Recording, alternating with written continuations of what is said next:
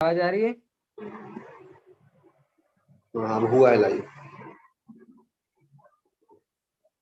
हाँ वर्ण संचालन शुरू करो। महावीर जी, तो महावीर जी को बोलो। मुनिश्री आवाज आ रही है? आवाज आ रही है मुनिश्री? हाँ अब आवाज आ रही है। हाँ, आपके आ रही है। मोबाइल की आवाज कम हाँ थी। वर्ण प्रारंभ करो, संचालन करो। जय बोले अनंत अनंत सिद्ध परमेष्टि भगवान की जय। जय बोले आदिनाथ भगवान की जय। जय बोले जिनवाणी सरस्वती माता की जय। जय बोले गणाधिपति गणधराचार्य श्री गंजू सागर जी गुरुदेव की जय। जय बोले परम पूज्य स्वाध्याय श्री वैज्ञानिक धर्माचार्य श्री कनकनंदी जी गुरुदेव की जय। आचार्य संघ की जय। आज की स्वाध्याय सभा को प्रारंभ करने के लिए मैं परम पूज्य मुनि श्री सुविकी सागर जी गुरुदेव के चरणों में नमोस्तु करते हुए निवेदन करता हूँ, गुरुदेव आज की स्वाध्याय सभा को मंगलाचरण के द्वारा प्रारंभ करें। नमोस्तु गुरुदेव।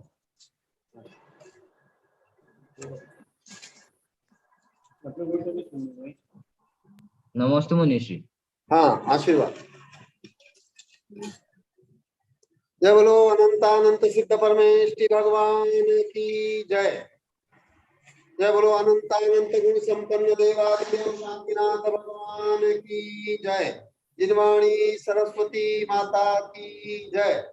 जय बोलो परम पूज्य स्वाधीन वृत्ति के धारक आचार्य भगवत श्री कनक नंदी जी गुरुदेव की जय। सत्य सनातन जैन धर्म की जय। समस्त संत वृंद की जय। प्रिय धर्मात्मन, आप सभी को, सारे भारतवासियों को, सारे विश्ववासियों को भारत के स्वतंत्रता के 75वें अमृत महोत्सव के उपलक्ष्य में बहुत सारी शुभकामनाएं। और आचार्य भगवंत ने आज ही प्रातः 9:35 पर एक कविता सृजित की है, जिसका शीर्षक है परम स्वाधीनता हेतु नैतिक से आध्यात्मिक व तन मन आत्मा की स्वतंत्रता स्वाधीनता मुक्ति हेतु। और एक कविता है भारत की गरिमा। ऐसी दो कविताओं के माध्यम से आज के इस स्वतंत्रता दिवस का आगाज करते हैं। आज के आचार्य भगवंत के प्रबोधन का प्रारंभ करते हैं। नैतिक से आध्यात्मिक व तन मन आत्मा की स्वतंत्रता स्वाधीनता मुक्ति हेतु। भारत के जनगण मन कहे, भारत को पूर्णतः स्वाधीन होना से, समस्त दुख समस्या परे, शुद्ध बुद्ध आनंद होना से। दीर्घकालीन राजनैतिक पराधीनता से हस्तांतरित हुआ राज्य। शक हुण मुगल मुसलमान अंग्रेजी शासन से मिला स्वराज्य। राजनैतिक स्वराज्य को अभी बनाना शेष है सुराज्य। राजनैतिक से ले नैतिक वैज्ञानिक आध्यात्मिक तक के सुराज्य।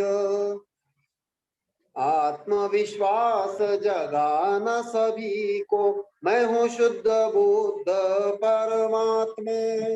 राग द्वेष मोह काम क्रोध परे सच्चिदानंदमय शुद्ध आत्मा। इससे ध्यान होगा सुज्ञान, जिससे होगा सत्य ज्ञान। हेय उपादेय ग्रहणीय त्यजनीय उपेक्षणीय वज्ञाता गेय। जिससे अन्याय अत्याचार पापाचार से ले भ्रष्टाचार दूर। शोषण मिलावट जमाखोरी गुंडागर्दी से आतंकवाद। हिंसा झूठ चोरी कुशील परिग्रह से ले फैशन व्यसन दूर। दिखावा नकलची ढोंग पाखंड काम चोर से ले मिथ्याचार। पर निंदा प्रपंच पर प्रतिस्पर्धा से ले ख्याति पूजा लाभ प्रसिद्धि वर्चस्व। दीनहीन अहंकार वाद विवाद कलह द्वंद्व से ले आक्रमण युद्ध, इससे धन जन मान सम्मान समय शक्ति का ना होगा दुरुपयोग।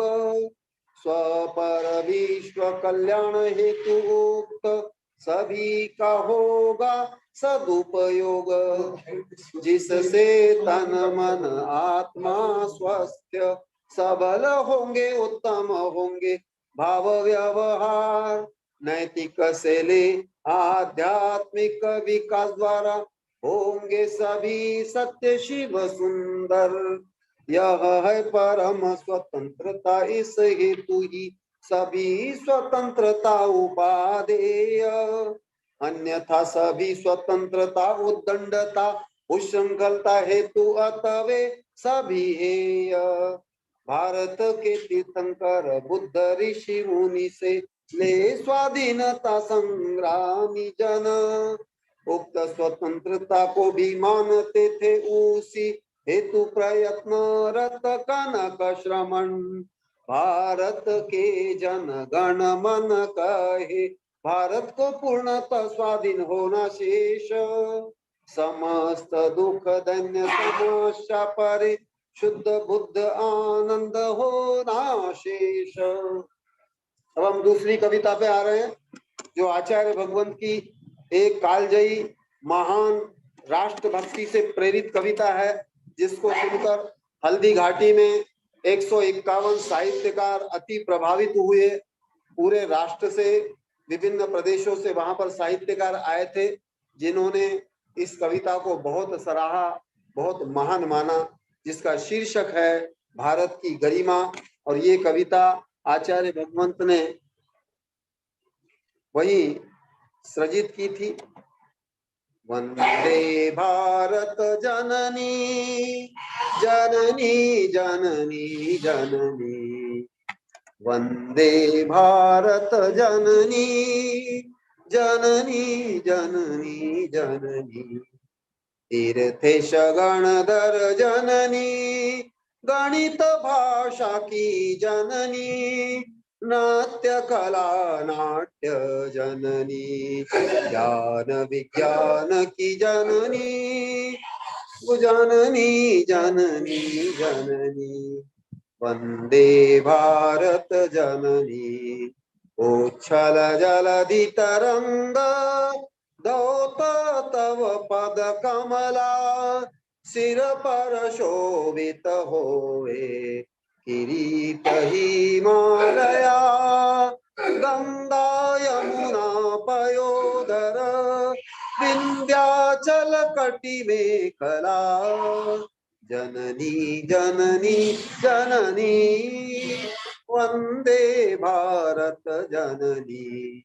आवृत सस्य श्यामला चारु पुष्पमाला, मंडिता मठ मंदिर संस्कृतिशाला, मानव पशु पक्षी बाला, वन गौवर आध्यात्म शाला, ज्ञान विज्ञान की प्रयोगशाला, जननी जननी जननी, वंदे भारत जननी। विश्व गुरुत्व उन्नत भाला, मोक्ष लक्ष्मी मंडपशाला, कोटि कोटि जन सेविता, विश्व संस्कृति की माता, आत्म संस्कृति पवित्रा, पंच कल्याणी गात्रा, जननी जननी जननी, वंदे भारत जननी, जननी जननी जननी, वंदे भारत जननी। भौतिक तन नहीं तव गात्रा, आध्यात्मिक तव आत्मा, आध्यात्मिक संस्कृतिमय, मोक्षदायिनी माता, वसुधैव कुटुंबकम, महासंस्कृति महासांस्कृतिक माता जननी जननी जननी वंदे भारत जननी तीर्थेश गणधर जननी गणित भाषा की जननी नृत्य कला नाट्य जननी ज्ञान विज्ञान की जननी जननी जननी जननी वंदे भारत जननी जननी जननी जननी वंदे भारत जननी वंदे भारत जननी। जय बोलो परम पूज्य वैश्विक दृष्टि संपन्न आचार्य भगवंत श्री कनक नंदी जी गुरुदेव की जय। नमोस्तु मनीषी, नमोस्तु। अब मैं आचार्य, इसके पश्चात जो भी होस्ट हैं आचार्य भगवंत को वेबिनार के प्रबोधन के लिए आमंत्रित करें। जी नमोस्तु मनीषी, आवाज आ रही है मेरी? चले नमोस्तु मनीषी, आवाज आ रही है मनीषी? और सब ठीक है अर्जुन।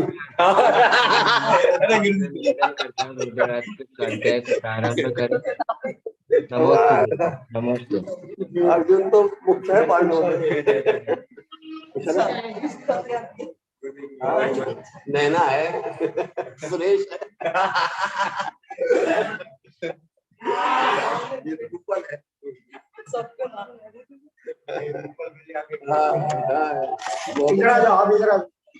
आप इधर आ जाओ, महिला उधर बैठ जाओ, अपना स्थान ग्रहण कर लो शांति से। अब सब सुनो, वो सब आ जाएंगे, बैठ जाओ शांति से। मनीषी आवाज आ रही है मेरी?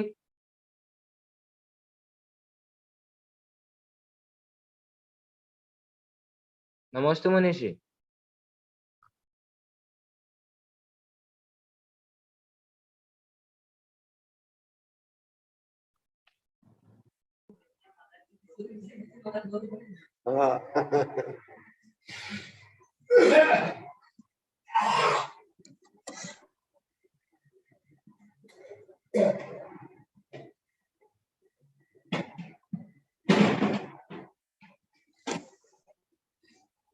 नमोस्तु मनीषी, आवाज आ रही है? हाँ, अब मैं आचार्य श्री के चरणों में नमोस्तु करते निवेदन करता हूँ गुरुदेव आज के स्वाध्याय सेवा को प्रारंभ करें। नमोस्तु गुरुदेव, नमोस्तु।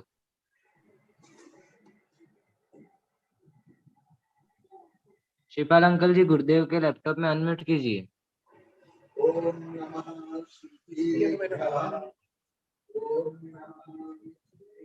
मनीष जी लैपटॉप में अनम्यूट करने के लिए कीजिए।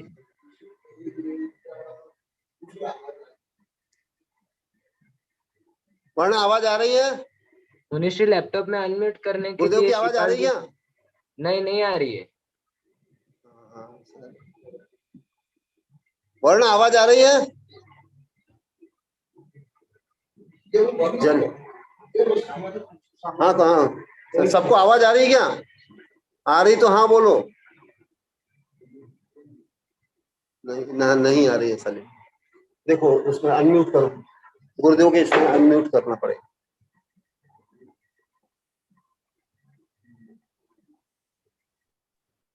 हाँ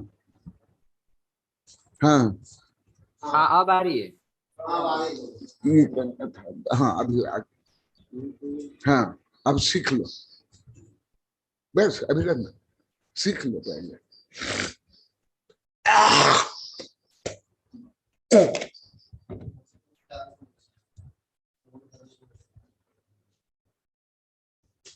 ओम नमः सिद्धेभ्यः, ओम नमः सिद्धेभ्यः, ओम नमः सिद्धेभ्यः। धर्म तो मनो मुझे सुन पा रहे हो आप लोग को? हाँ, क्योंकि आप लोग का आवाज आ रहा है, उसका आगे कोई वाक्य कोई शब्द समझते भी नहीं। मैं आज भारत के स्वतंत्रता के बारे में जो अभी वेबिनार में विषय चल रहा पुरुषार्थ सिद्धि उपाय, उसको स्थगित करके मैं आज भारत के स्वतंत्रता के बारे में बताऊंगा, क्योंकि मैं बाल्यकाल से राष्ट्रभक्त रहा हूं और मुझे राजनीति आदि का भी अच्छा ज्ञान है बाल्यकाल से। मैं तो इतने वर्ष पहले संविधान राजनीति से पढ़ लिया था और हजारों स्थान में स्कूल कॉलेज से लेकर के बड़े बड़े कार्यक्रम में मेरे पहले प्रवचन लगभग हर राष्ट्रीय पर्व में हुए हैं। कोई अपवाद को छोड़ करके छोटा गांव से लेकर दिल्ली तक में, जयपुर से लेकर उदयपुर तक में, जहां भी गया हर जगह में हुए हैं। हजारों 24 से 25 हजार व्यक्ति के बीच में हुआ, कई कई मंत्री मेयर जज के समक्ष हुआ है। परंतु मैं धीरे धीरे आप लोग को वेबिनार में भी हजारों बार बताया हूं, मैं ये सब छोड़ता जा रहा हूं।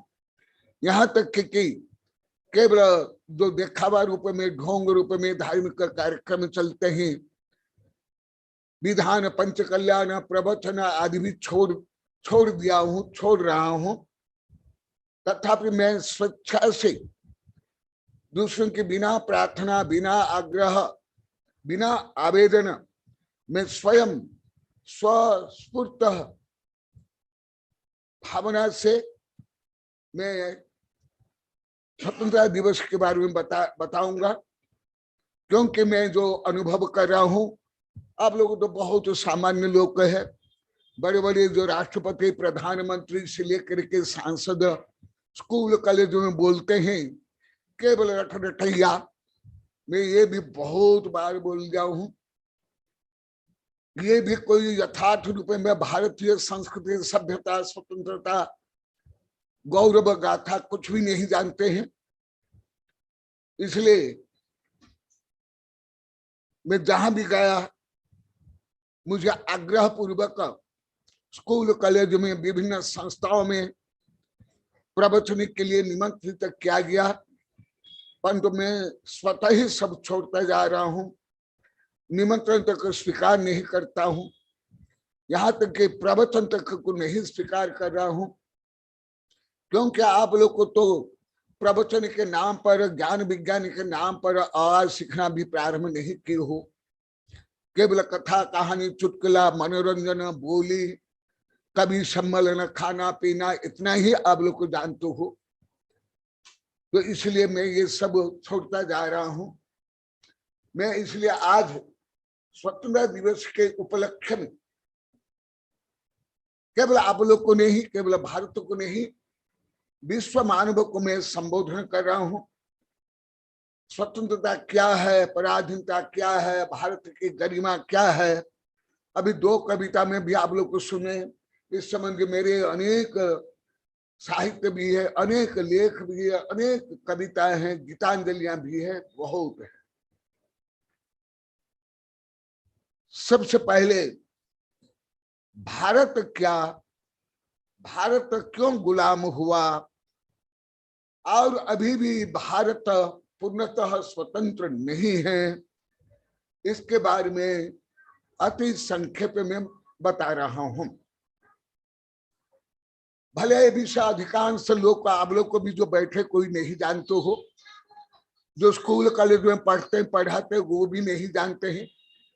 छोटे गांव से लेकर दिल्ली तक में, जयपुर से लेकर के मैं उदयपुर से लेकर जो 13 प्रदेश में अनुभव किया, आप लोग को भी कोई ज्यादा जानते नहीं हो, यहाँ भी जो बैठे हैं आप लोग को भी। तथापि मैं अति आप लोग के योग्य सरल भाषा में बता रहा हूं, क्योंकि मैं तो आप लोग को जानते हो, मैं आचार्य से, वैज्ञानिक प्रोफेसर से लेकर के नेताओं को, जजों को जो पढ़ाता हूं, उससे मैंने ज्यादा सीखा हूं कि दूसरों को क्या आता है, क्या नहीं आता है। तो मैं पहले, सबसे पहले कुछ उदाहरण देता हूं। आज भी सब बता रहे थे, अभी स्वतंत्रता दिवस तक बोलते नहीं, झंडा दिवस। झंडा का मतलब होता है क्या है, एक कपड़ा या कागज में कोई प्रतीक रंग या प्रतीक चिन्ह है, उसको झंडा बोलते हैं। तो आज तुम लोग को कहाँ स्वाधीनता दिवस, स्वतंत्रता दिवस, इंडिपेंडेंट डे तक को नहीं जानते, ना बोल पाते हो। आज भी सुबह बता रहे थे यहाँ, मैं तो नहीं बोला था, इन लोग को चर्चा कर रहे थे। तो मैं इसलिए ये सब विषय को अति संक्षेप में बता रहा हूं कि भारत जो विश्व गुरु रहा, जो विश्व गुरु है, जिसने समस्त ज्ञान विज्ञान दिया, 4 पुरुषार्थ, 4 आश्रम, जीरो से लेकर आध्यात्मिक विद्या का ज्ञान जिस धरती में उदय और विकास हुआ, वह भारत वर्तमान इतिहास के अनुसार, वर्तमान पृथ्वी के अनुसार सबसे ज्यादा गुलाम रहा है, जो लगभग आप लोग कभी नहीं जानते हो। केवल मेरी किताब में या मेरे से जो सुने हो पढ़े हो वो केवल जानते हैं। लगभग कोई मंत्री, सेनापति से लेकर लेक्चरर, प्रोफेसर, लेखक, चिंतक कभी नहीं जानते। केवल अंग्रेजी आए, ईस्ट इंडिया कंपनी आए, फिर भारत को गुलाम बना, इतना ही जानते हो। माने आप लोग को एक पट्टी के बराबर भी नहीं जानते हो। केवल तो आप लोग के यहाँ बैठे स्क्रीन पर बैठने ही मैं जो लाखों बार बताया, अभी भी बताया, इस सब के परीक्षण से। एक बार विवेकानंद जब विदेश में थे, धर्म प्रभावना कर रहे थे, भारतीय संस्कृति सभ्यता का शंखनाद कर रहे थे, तब विदेशी एक व्यक्ति ने पूछा, विवेकानंद जी आप बताते कि भारत ऐसा देश था, सांस्कृतिक देश था, आध्यात्मिक देश था, ज्ञान विज्ञान का देश था, विश्व गुरु था, तो फिर भारत गुलाम क्यों हुआ? बहुत अच्छा प्रश्न किया। विवेकानंद ने भी उदाहरण रूप में, प्रतीक रूप में, अच्छा उदाहरण रूप में बताया कि जैसे 2 व्यक्ति है, एक व्यक्ति समर्थ है, शक्तिशाली है, ज्ञानी है, और एक असमर्थ है, शक्तिशाली नहीं है, परंतु जिसके पास, जो ज्ञानी है, समर्थ है, शक्तिशाली है, उसके पास बंदूक भी है, और जो दूसरा व्यक्ति है उसके पास केवल लाठी है। परंतु जो लाठी वाला है वो दक्ष है, साहसी है, और लाठी चलाना जानता है, परंतु जो बंदूक वाला है, जो ज्ञानी है, उसको बंदूक चलाना नहीं आता है। यदि दोनों में फाइटिंग हो, लाठी वाला और बंदूक वाला, तो कौन किसको परास्त करेगा? आप लोग को बताओ। यहां जो बैठे बोलो, ज्यादा रुपए क्या बैठते हो? ये मेरे से आप लोग को सैकड़ों बार सुने होंगे। हाँ, मेरे जो शिष्य नहीं, जो नहीं सुने होंगे, वो लेक्चर, प्रोफेसर, मंत्र तंत्री हो, वो तो नहीं जानते होंगे। तो बंदूक वाला, क्योंकि बंदूक चलाना नहीं आता है, तो दोनों में अवकार है, और बंदूक चलाना नहीं आता है, परंतु बुद्धिमान है और उसके पास बंदूक है। दूसरा साहसी है और लाठी चलाना आता है। दोनों में युद्ध होने पर लाठी वाला बंदूक वाला को मार डालेगा, जीतेगा क्या? चकनाचूर कर लेगा। तो इसी प्रकार भारत ज्ञान विज्ञान का देश रहा। आप वेबिनार में 1000 बार सुन लिए होंगे, कथनचित अभी तक करोड़ों बार में बोल गया हूं। तो ऐसे ही भारत की दुर्दशा हुई, जैसे आप लोग कभी भी दुर्दशा थी 5 गांव की। आप लोग को सब गुरु भक्त आह देने वाले थे, सब थे, परंतु आप स्वयं को ही कुछ भी नहीं जानते थे। तो आपका ज्ञान विज्ञान आज भी बता रहे थे, तुम्हारा धर्म, पूजा पाठ, पुण्य, पंचकर्म, 10 धर्म, सब जीरो ही जीरो है, जीरो। आज भी बता रहे था, कई लाख बार आप लोगों ने स्वीकार कर लिया, तो आप सबसे अच्छा उदाहरण हो। ऐसे ही मैं अभी संदेह प्राप्त ऐसे बताऊंगा तो कई दिन से सप्ताह यही विषय को मैं बता सकता हूं, क्योंकि इस संबंधी मेरे सैकड़ों कविताएं, 3, 4, 5, 10 किताबें, कई लेख हैं। मैं उसको संक्षेप में बताता हूं। पहले भारत क्या था आप लोग को बताया हूं। भारत ऋषभदेव भगवान के प्रकरण में बताया हूं। आर्य देश था, अजमर आदि देश रहा, आगे जा करके भारत बना। आगे क्या हुआ वो अभी संक्षेप बता हूं, पहले बताया हूं। पहले था आर्य देश, क्योंकि यहाँ के लोग का आर्य थे, कोई म्लेच्छ असभ्य बर्बर नहीं थे। जिस समय में अमेरिका तक में लोग अंधकारपूर्ण थे, माने 350-400 वर्ष पहले, जो अभी अनेक दशाब्दी में सबसे शक्तिशाली देश है। भारत अभी तीसरा स्थान में, तीसरा चौथा 5वां स्थान में आता है। वहां भी लोग को कोई ज्ञान विज्ञान के ज्ञाता नहीं थे। उसके हजारों लाखों करोड़ वर्ष पहले जिस देश में ऐसी गरिमा थी, शक्ति थी, वह देश कौन है? जैन पुराण के अनुसार, शास्त्र के अनुसार आप लोगों को आदिनाथ भगवान प्रकरण में बहुत 10-15 महीना पढ़ाया हूं। जैन धर्म के अनुसार तो आप हम लोग को कम से कम मेरी मुंह से सुने हो, भले आप लोग कुछ भी अभी भी याद नहीं हो, या आप लोग को पढ़े नहीं होगा, जैसे रोज बताते हो आप लोग को।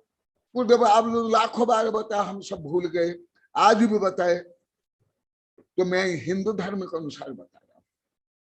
गायन्ति देवा किल गीत कानि धन्यास्तु ते भारत भूमि भागे स्वर्गापवर्गा स्पदमार्ग भूते भवन्ति भूय पुरुषा सुरस्ता।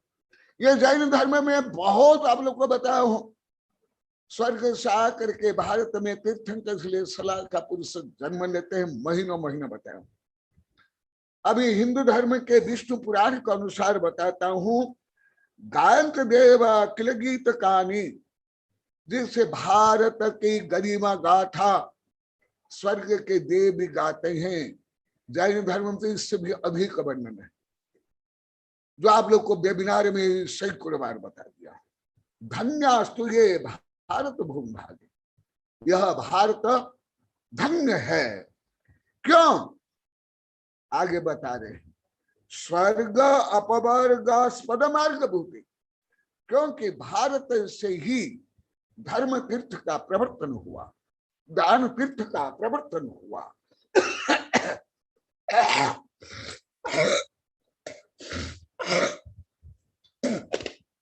ये सब वेबिनार में 1000 बार बता दिया गया है, इसलिए वो नहीं बताता हूं।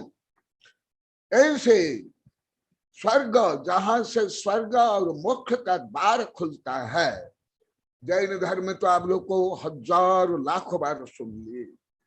इसलिए यहाँ स्वर्ग के देव भी जन्म लेने के लिए तरसते हैं, जो जैन धर्म में अधिक वर्णन है। हिंदू धर्म से भी, बौद्ध धर्म से, अन्य धर्म से भी। ओहो अमीषा किलकारी शोभनम प्रसन्न येषा स्विदन्तु स्वयं हरि, ये जन्म लब्ध नृप भारती गिरे मुकुंद सेवो पाइके स्वहाशिना।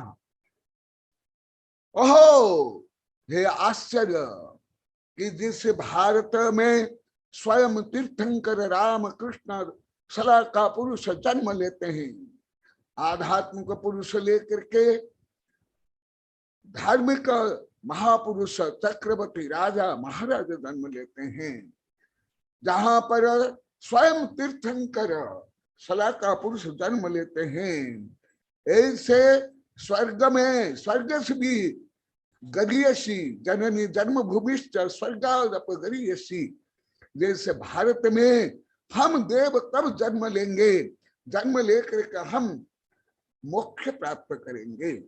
इसलिए भारत को कहा गया है विश्व भरण पोषण कर दे ताक नाम भारत अस होय। आप लोग को भारत की परिभाषा तक नहीं जानते।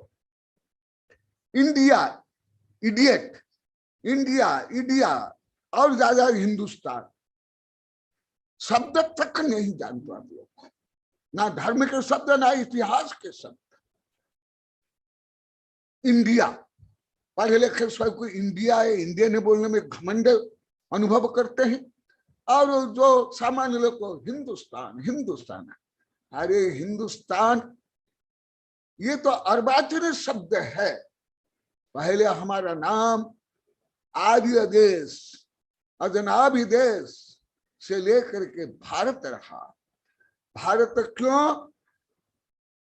जो भरण पोषण करता है, विश्व को भरण पोषण करता है ज्ञान विज्ञान सभ्यता संस्कृति में, और गणित से लेकर के क्या क्या देता है मैं कई बार बताया। आज संक्षेप में बताता हूं भारत में कितनी विद्याएं थी, कलाएं थी। वो नाम केवल बता रहा हूं। भारत के 72 कलाएं, कला 72 नरन की या में 2 सरदार, एक जीव की जीविका दूसरी जीव उद्धार। जहां असीम असी कृषि वाणिज्य सेवा शिल्प विज्ञान ज्ञान विज्ञान से लेकर के, और एक जो परम विद्या है आध्यात्म विद्या, आध्यात्म विद्या जिस विद्या से जीव आत्मा से परमात्मा, तीन लोक का स्वामी सच्चिदानंद परमात्मा बन जाता है। ऐसे ज्ञान जिस भारत में, वह भारत आप लोग तो केवल इतना ही जानते हो, पढ़े लिखे हो, गांव के नगर के धार्मिक हो अधार्मिक। ईस्ट इंडिया कंपनी आए, कल भी टीवी में आ रहा था, कल भी मैं सुना भारत 200 वर्ष गुलाम रहा, गला कल ही आया, आप लोग भी सुने होंगे। सब राष्ट्रपति प्रधानमंत्री स्कूल कॉलेज में यही बोलते हैं, भारत ईस्ट इंडिया कंपनी के बाद गुलाम रहा। नहीं, गलत।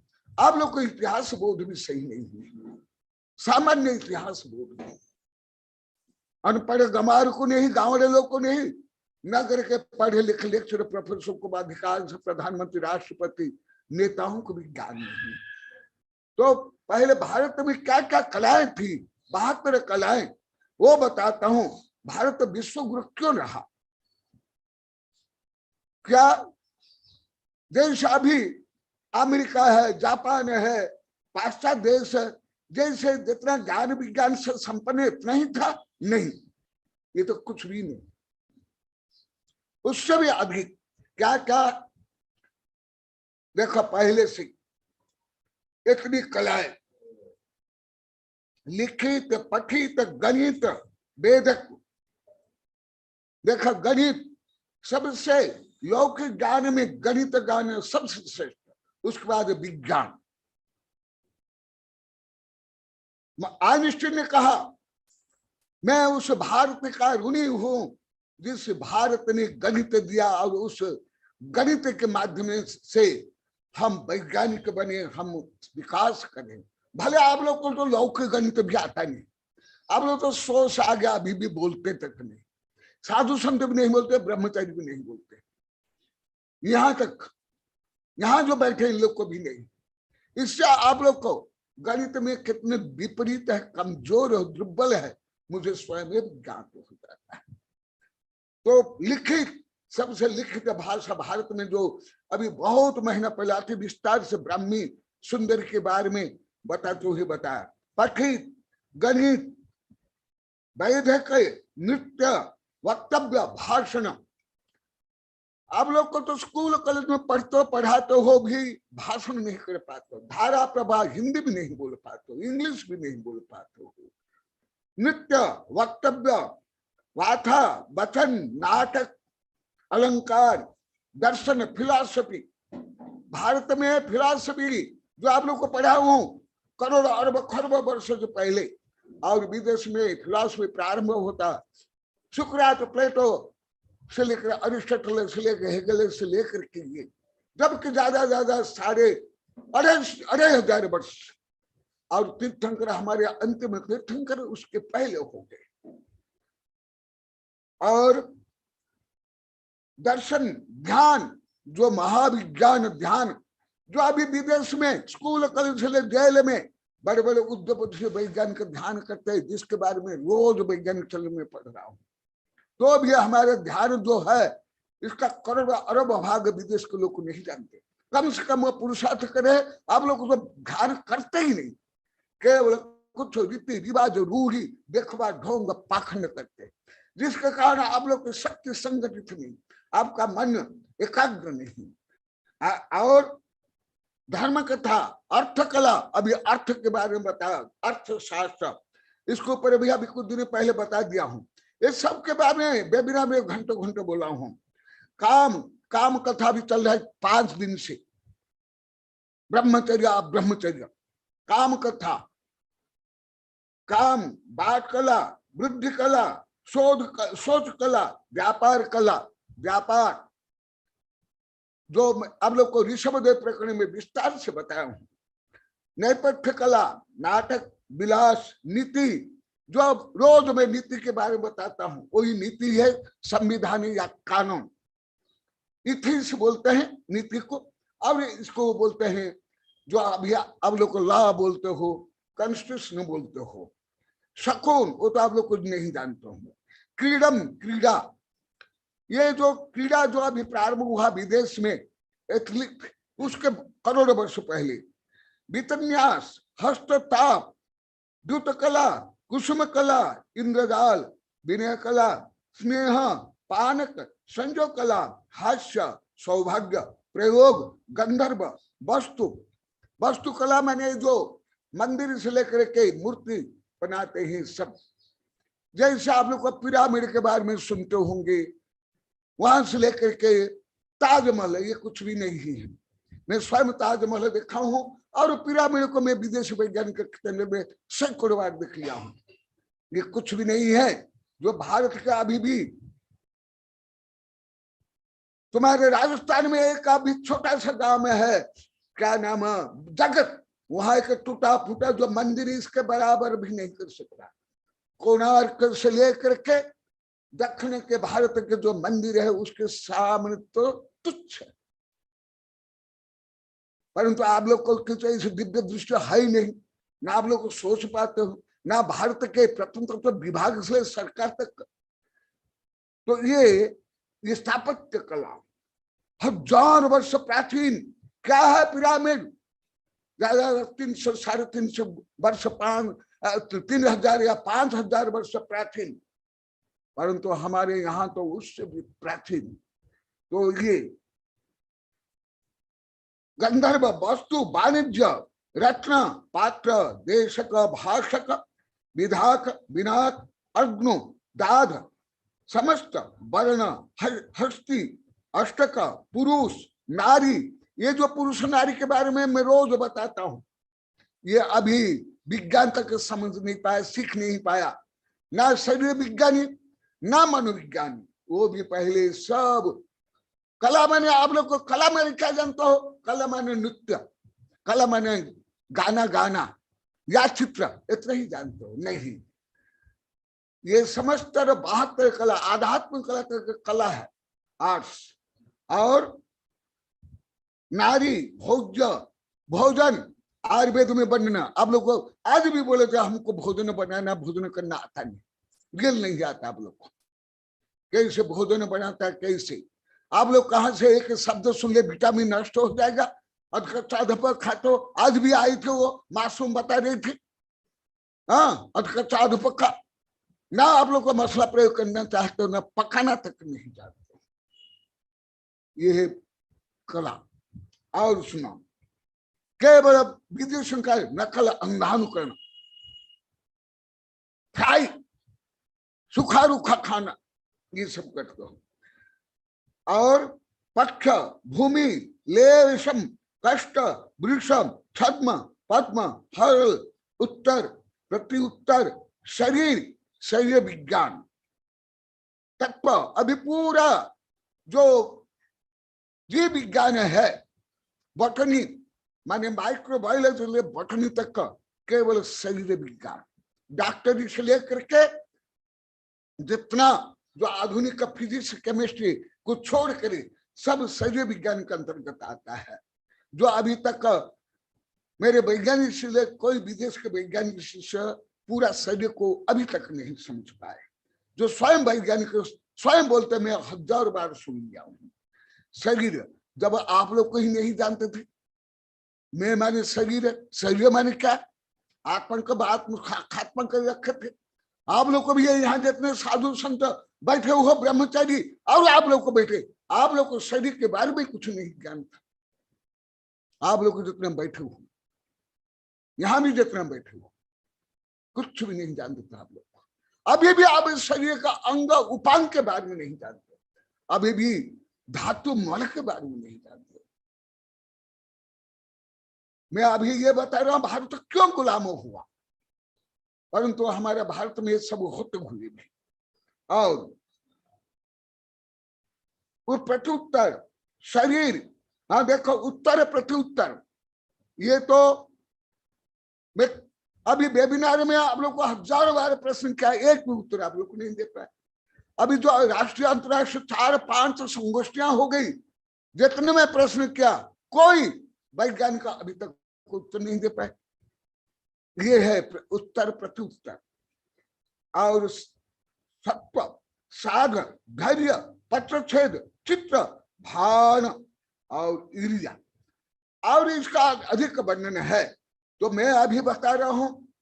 जब हमारे यहाँ आर्य हुए, मनु हुए, 14 मनु हुए, 24 तीर्थंकर हुए और भरत आदि चक्रवर्ती हुए, कामदेव, बलभद्र, इंद्र आदि हुए, तो भारत क्यों गुलाम हुआ? तुम्हारे कोई स्कूल कॉलेज विश्वविद्यालय के एमए कक्षा की किताबें अभी भी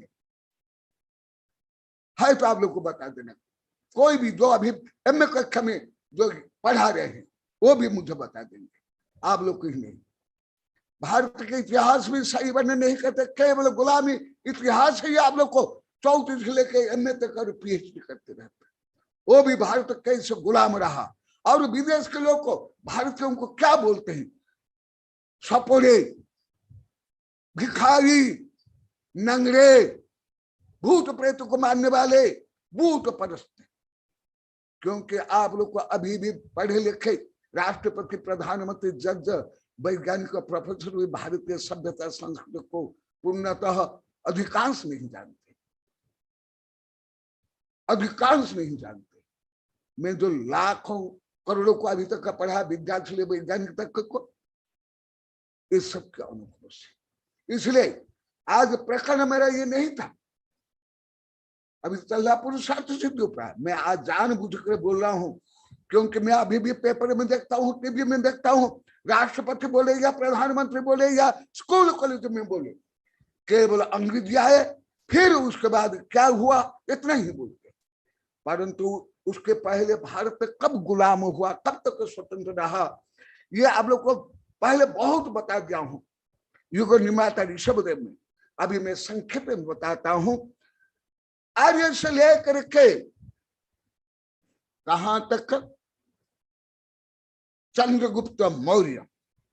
चंद्रगुप्त मौर्य के बेटा बिंदुसार, उसके बेटा है अशोक।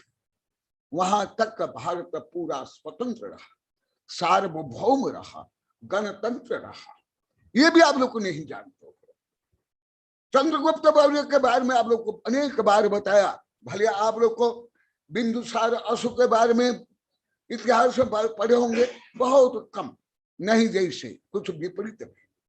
चंद्रगुप्त मौर्य जो अंतिम सुध के बलि भद्रबाहु के शिष्य थे, और चाणक्य जो अर्थशास्त्र के प्रणेता, अभी भी कई बार आप लोग को बताया हूं, परंतु आप लोग जोड़ नहीं पाते, साधु संत भी नहीं जोड़ पाते, जिसको मैं हजारों लाखों बार बोल दिया, एक बार नहीं, सैकड़ों बार नहीं। इसे मुझे रिपीट बार बार करना पड़ता है। तो चंद्रगुप्त मौर्य के ये किनके शिष्य थे? शुद्ध केवल भद्रपाल। और उसके पहले भारत के ऊपर जो आक्रमण होता था सब परास्त होकर के सब जाते थे चंद्रगुप्त मौर्य तक। जब चंद्रगुप्त मौर्य थे उस समय में अलेक्जेंडर और सेल्यूकस ने आक्रमण किया। सेल्यूकस था चंद्रगुप्त मौर्य के सेनापति। तो भी चंद्रगुप्त मौर्य उनको खदेड़ करके कहां तक? पाकिस्तान के आगे कंधार, बलूचिस्तान, अफगानिस्तान तक खदेड़ दिया। और वहां तक भारत को, अभी जितना स्वतंत्र भारत है इससे 2-3 गुना भारत पहले था, वहां बेलूचिस्तान, कंधार से लेकर के यहाँ श्रीलंका से लेकर वहां बर्मा, जिसको स्वर्ण द्वीप बोलते हैं, वहां से लेकर के जो अभी अविभाज्य पहले था भारत, वो पाकिस्तान, काश्मीर छोड़ो पाकिस्तान तक। तो जिस संदर्भ के अनुसार आप लोग अनेक बार बताओ, हमारा तीर्थंकर ने स्वयं युद्ध किया, चंद्रगुप्त मौर्य ने युद्ध किया। इसको आप लोग हिंसा मान ले तो कूट कपट, मायाचारी, धोखाधड़ी, निंदा, ईर्षा, फैशन, व्यसन, धोखाधड़ी, शोषण, मिलावट करना आप लोग को हिंसा नहीं मानते। कार्य हिंसा के कारण, अफूट डालो राज कर कारण भारत 1000 वर्ष गुलाम रहा। पहले आए आक्रांता, क्योंकि भारत समृद्ध था, इसलिए यहाँ तक्षशिला, विक्रमशिला, नालंदा आदि विश्वविद्यालय में पढ़ने के लिए पहले स्कॉलर्स आते थे, क्वींस आदि। यहाँ भारत में 50-60 विषय का अध्ययन किया जाता है, जो मैं अभी बताया। मैं नालंदा विश्वविद्यालय में 2-3 बार गया हूं देखने के लिए। कई से विशाल 2-3-4 मंजिल कितना विशाल विश्वविद्यालय था, क्या क्या अध्ययन होता था, वो भी मेरे सर्वोदय शिक्षा मन विज्ञान में लिखा हूं। तो उस समय में जो आप लोग को ऋषभदेव पोखर ने बताया हूं, भारत क्यों रहा? क्योंकि उस समय में भारत के जैन हो, हिंदू हो, बौद्ध अहिंसक थे, सत्यवादी थे, शूरवीर थे, परंतु कार्य नहीं थे, शोषण में कार्य नहीं थे, दगाबाज नहीं थे, मिलावट करने वाले नहीं थे, धोखाधड़ी करने वाले नहीं थे। अभी कविता में भी आप लोग को सुनी। इसलिए जब अलेक्जेंडर में आक्रमण किया, छोटा सा राजा, क्योंकि अभी तो बहुत कम समय है, पुरु ने उसको घायल कर लिया, जिसके कारण वो वापिस गया और बीच में भी मर गया पुरु। उसके बाद बिंदुसार हुए, बिंदुसार के बाद अशोक हुए। अशोक भले पहले जैन था, फिर हिंदू भी हुआ, फिर बौद्ध हुआ। कलिंग युद्ध के बाद वहां तक का भारत ऐसा था, परंतु आगे भारत जो गुलाम क्यों हुआ, जो मैं वेबिनार में 1000 बार बताया हूं, वो भी अभी बताता हूं। ये प्रारंभ हुआ है मुख्यतः, पहले छोटे मोटे आक्रमण हुए, शाक, हूण, मुगल, मुसलमान, पठान से लेकर के अंग्रेज तक। और ये मेरी कई किताब में बहुत विस्तार से लिखा हूं, आप लोग को पढ़ लो, 8-10 किताब से संबंधी है। तो उसके बाद पृथ्वीराज चौहान हुए।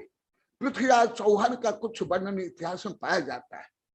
पृथ्वीराज चौहान मोहम्मद घोरी को 18 बार या 21 बार परास्त करने के बाद भी धर्म युद्ध के कारण उसको क्षमा दान कर लेते थे, परंतु जयचंद जैसे भारत कुपुत,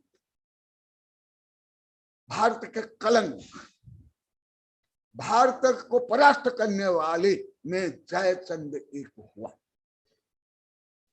जिसका कारण भारत फिर दुर्बल होता गया। क्योंकि डिवाइडेड एंड रूल केवल अंग्रेजों ने ही, भारत ने पहले डिवाइडेड एंड रूल को खेला है।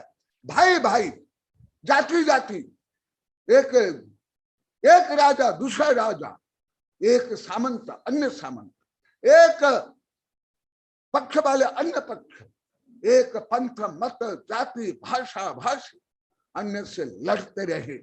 इसका भी उदाहरण आप लोगों को दिया था। सबसे पहले भरत और बाहुबली, उसके बाद पांडव और कौरव। ये तो एक प्रसिद्ध घटना है, परंतु भारतीयों के सबसे बड़ी दुर्बलता है ये सब होते हुए भी वैर विवाद तुतिशला। भारत के लोक में एक ईर्षा भाव है, परस्पर ईर्षा करते हैं, भाई भाई, जाति जाति, धर्म धर्म, पंथ मत, जिसके कारण और संकीर्ण स्वार्थ, सत्ता का स्वार्थ, ख्याति पूजा लाभ प्रसिद्धि वर्चस्व के स्वार्थ के कारण भारत धीरे धीरे दुर्बल होता गया। केवल आर्थिक दृष्टि से, शारीरिक दृष्टि से अधिक दुर्बल हुआ, नैतिक दृष्टि से नैतिक पतन ज्यादा हुआ भारत में, सबसे ज्यादा। कैसे? जो आप लोग को लाखों बार बोले, हम पहले ईर्ष्या करते थे, दूसरे की प्रशंसा सहन नहीं कर पाते थे, दूसरों के बढ़ते हुए कदम को केवल खींचते नहीं थे, तोड़ते थे। बस यही भारतीयों की सबसे बड़ी पराधीनता का कारण है। इसलिए फिर जो पहले शाकभूण मुगल मठुर चंगेज खां, जिस चंगेज खां ने पृथ्वी के लगभग 1/4 देश को जय कर लिया, रोंद डाला, खून की नदी बहा दिया। चंगेज खान के बारे में शायद आप लोग को नहीं जानते, आप लोग ज्यादा पढ़ते नहीं हो, जानते भी नहीं हो। बहुत क्रूर था, अशोक से भी ज्यादा, हिटलर मुसलिन से लेकर घोड़े में कच्चा मांस रखता था और घोड़ा में बैठ करके कच्चा मांस खाता खाता युद्ध करता था। बर्बर वो भी भारत को परास्त नहीं कर पाया, परंतु परास्त कैसे हुआ, क्यों हुआ? बस वही कारण। चलो आप विदेश नहीं पढ़े होंगे, अन्य धर्म, अन्य दर्शन, अन्य जाति, अन्य पंथ नहीं जानते होंगे।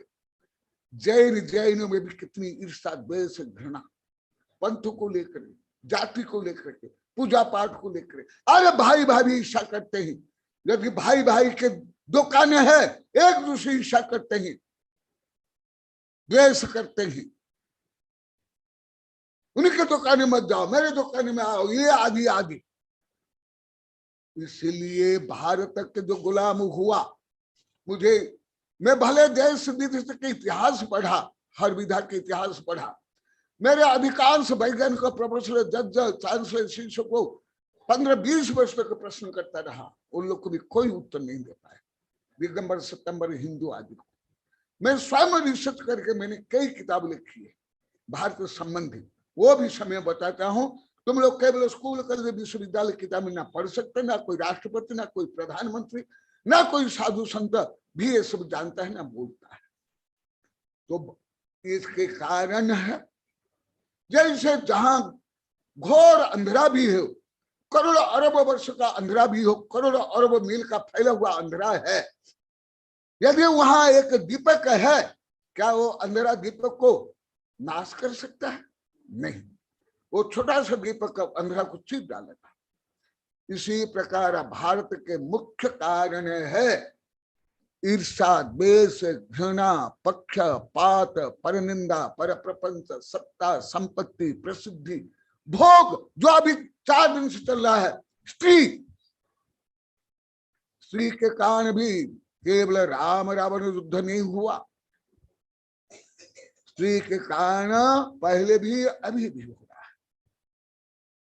तो इस सब कारण से भारत गुलाम हुआ।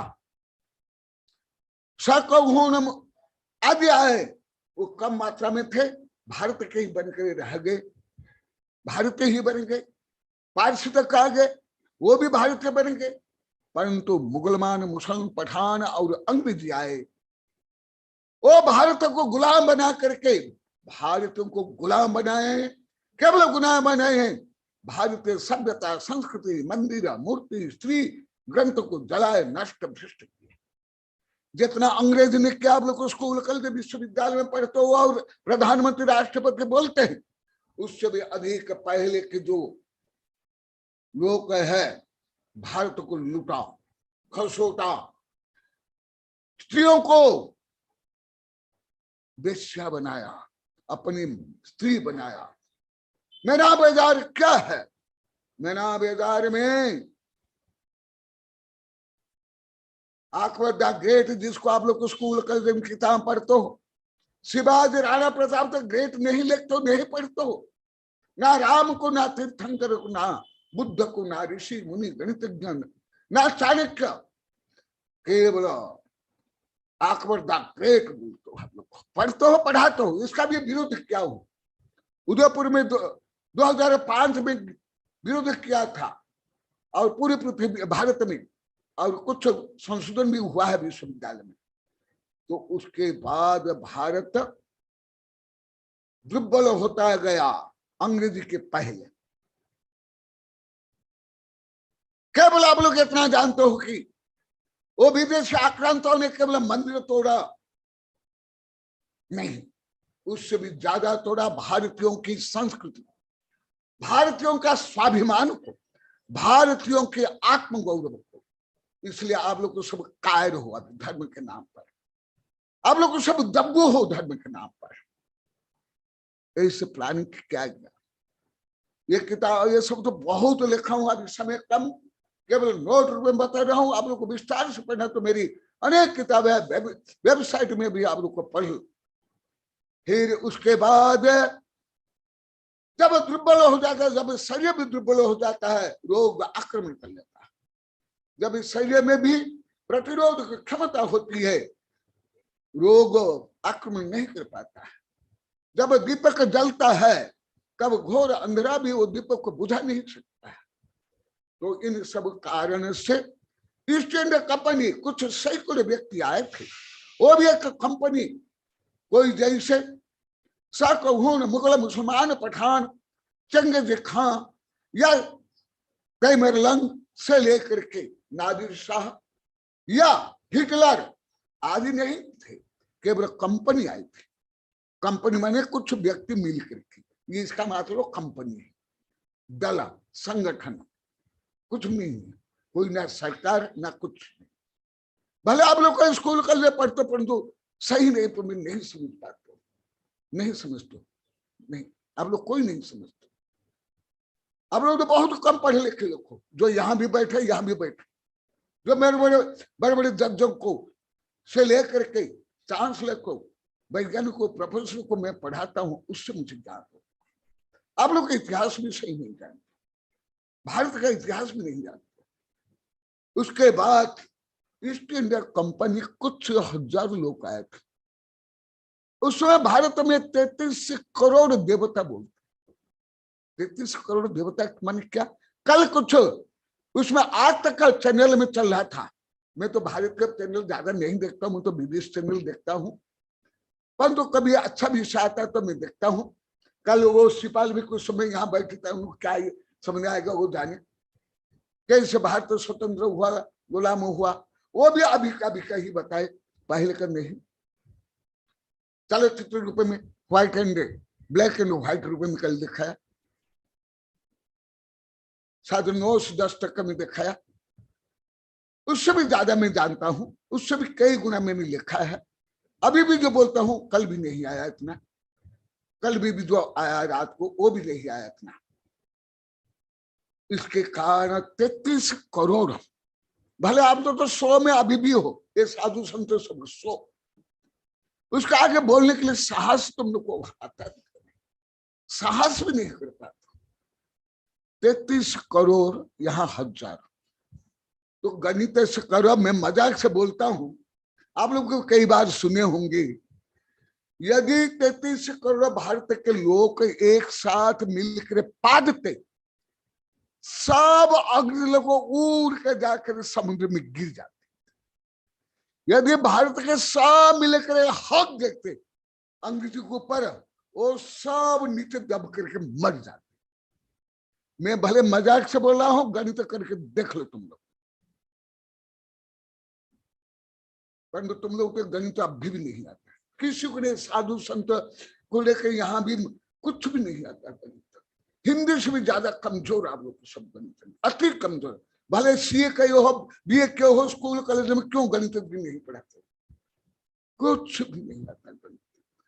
हिंदी से भी ज्यादा कमजोर है आप लोग, अति दुर्बल।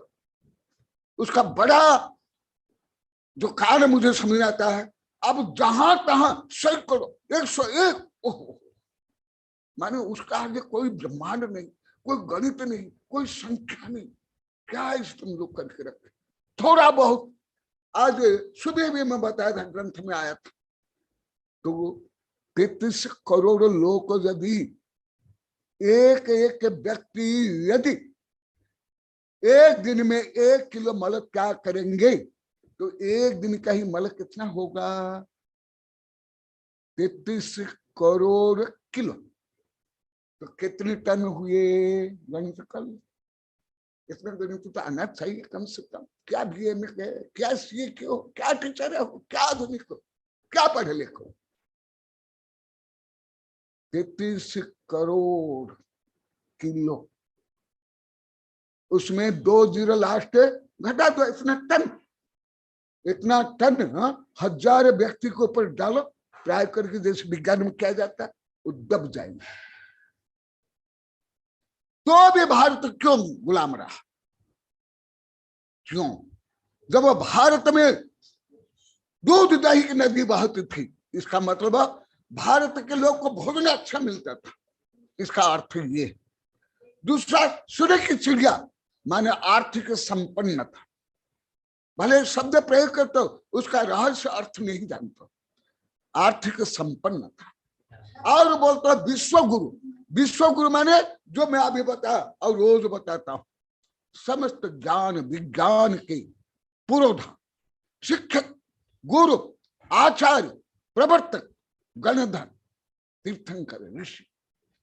तो भी भारत गुलाम इस कारण हो।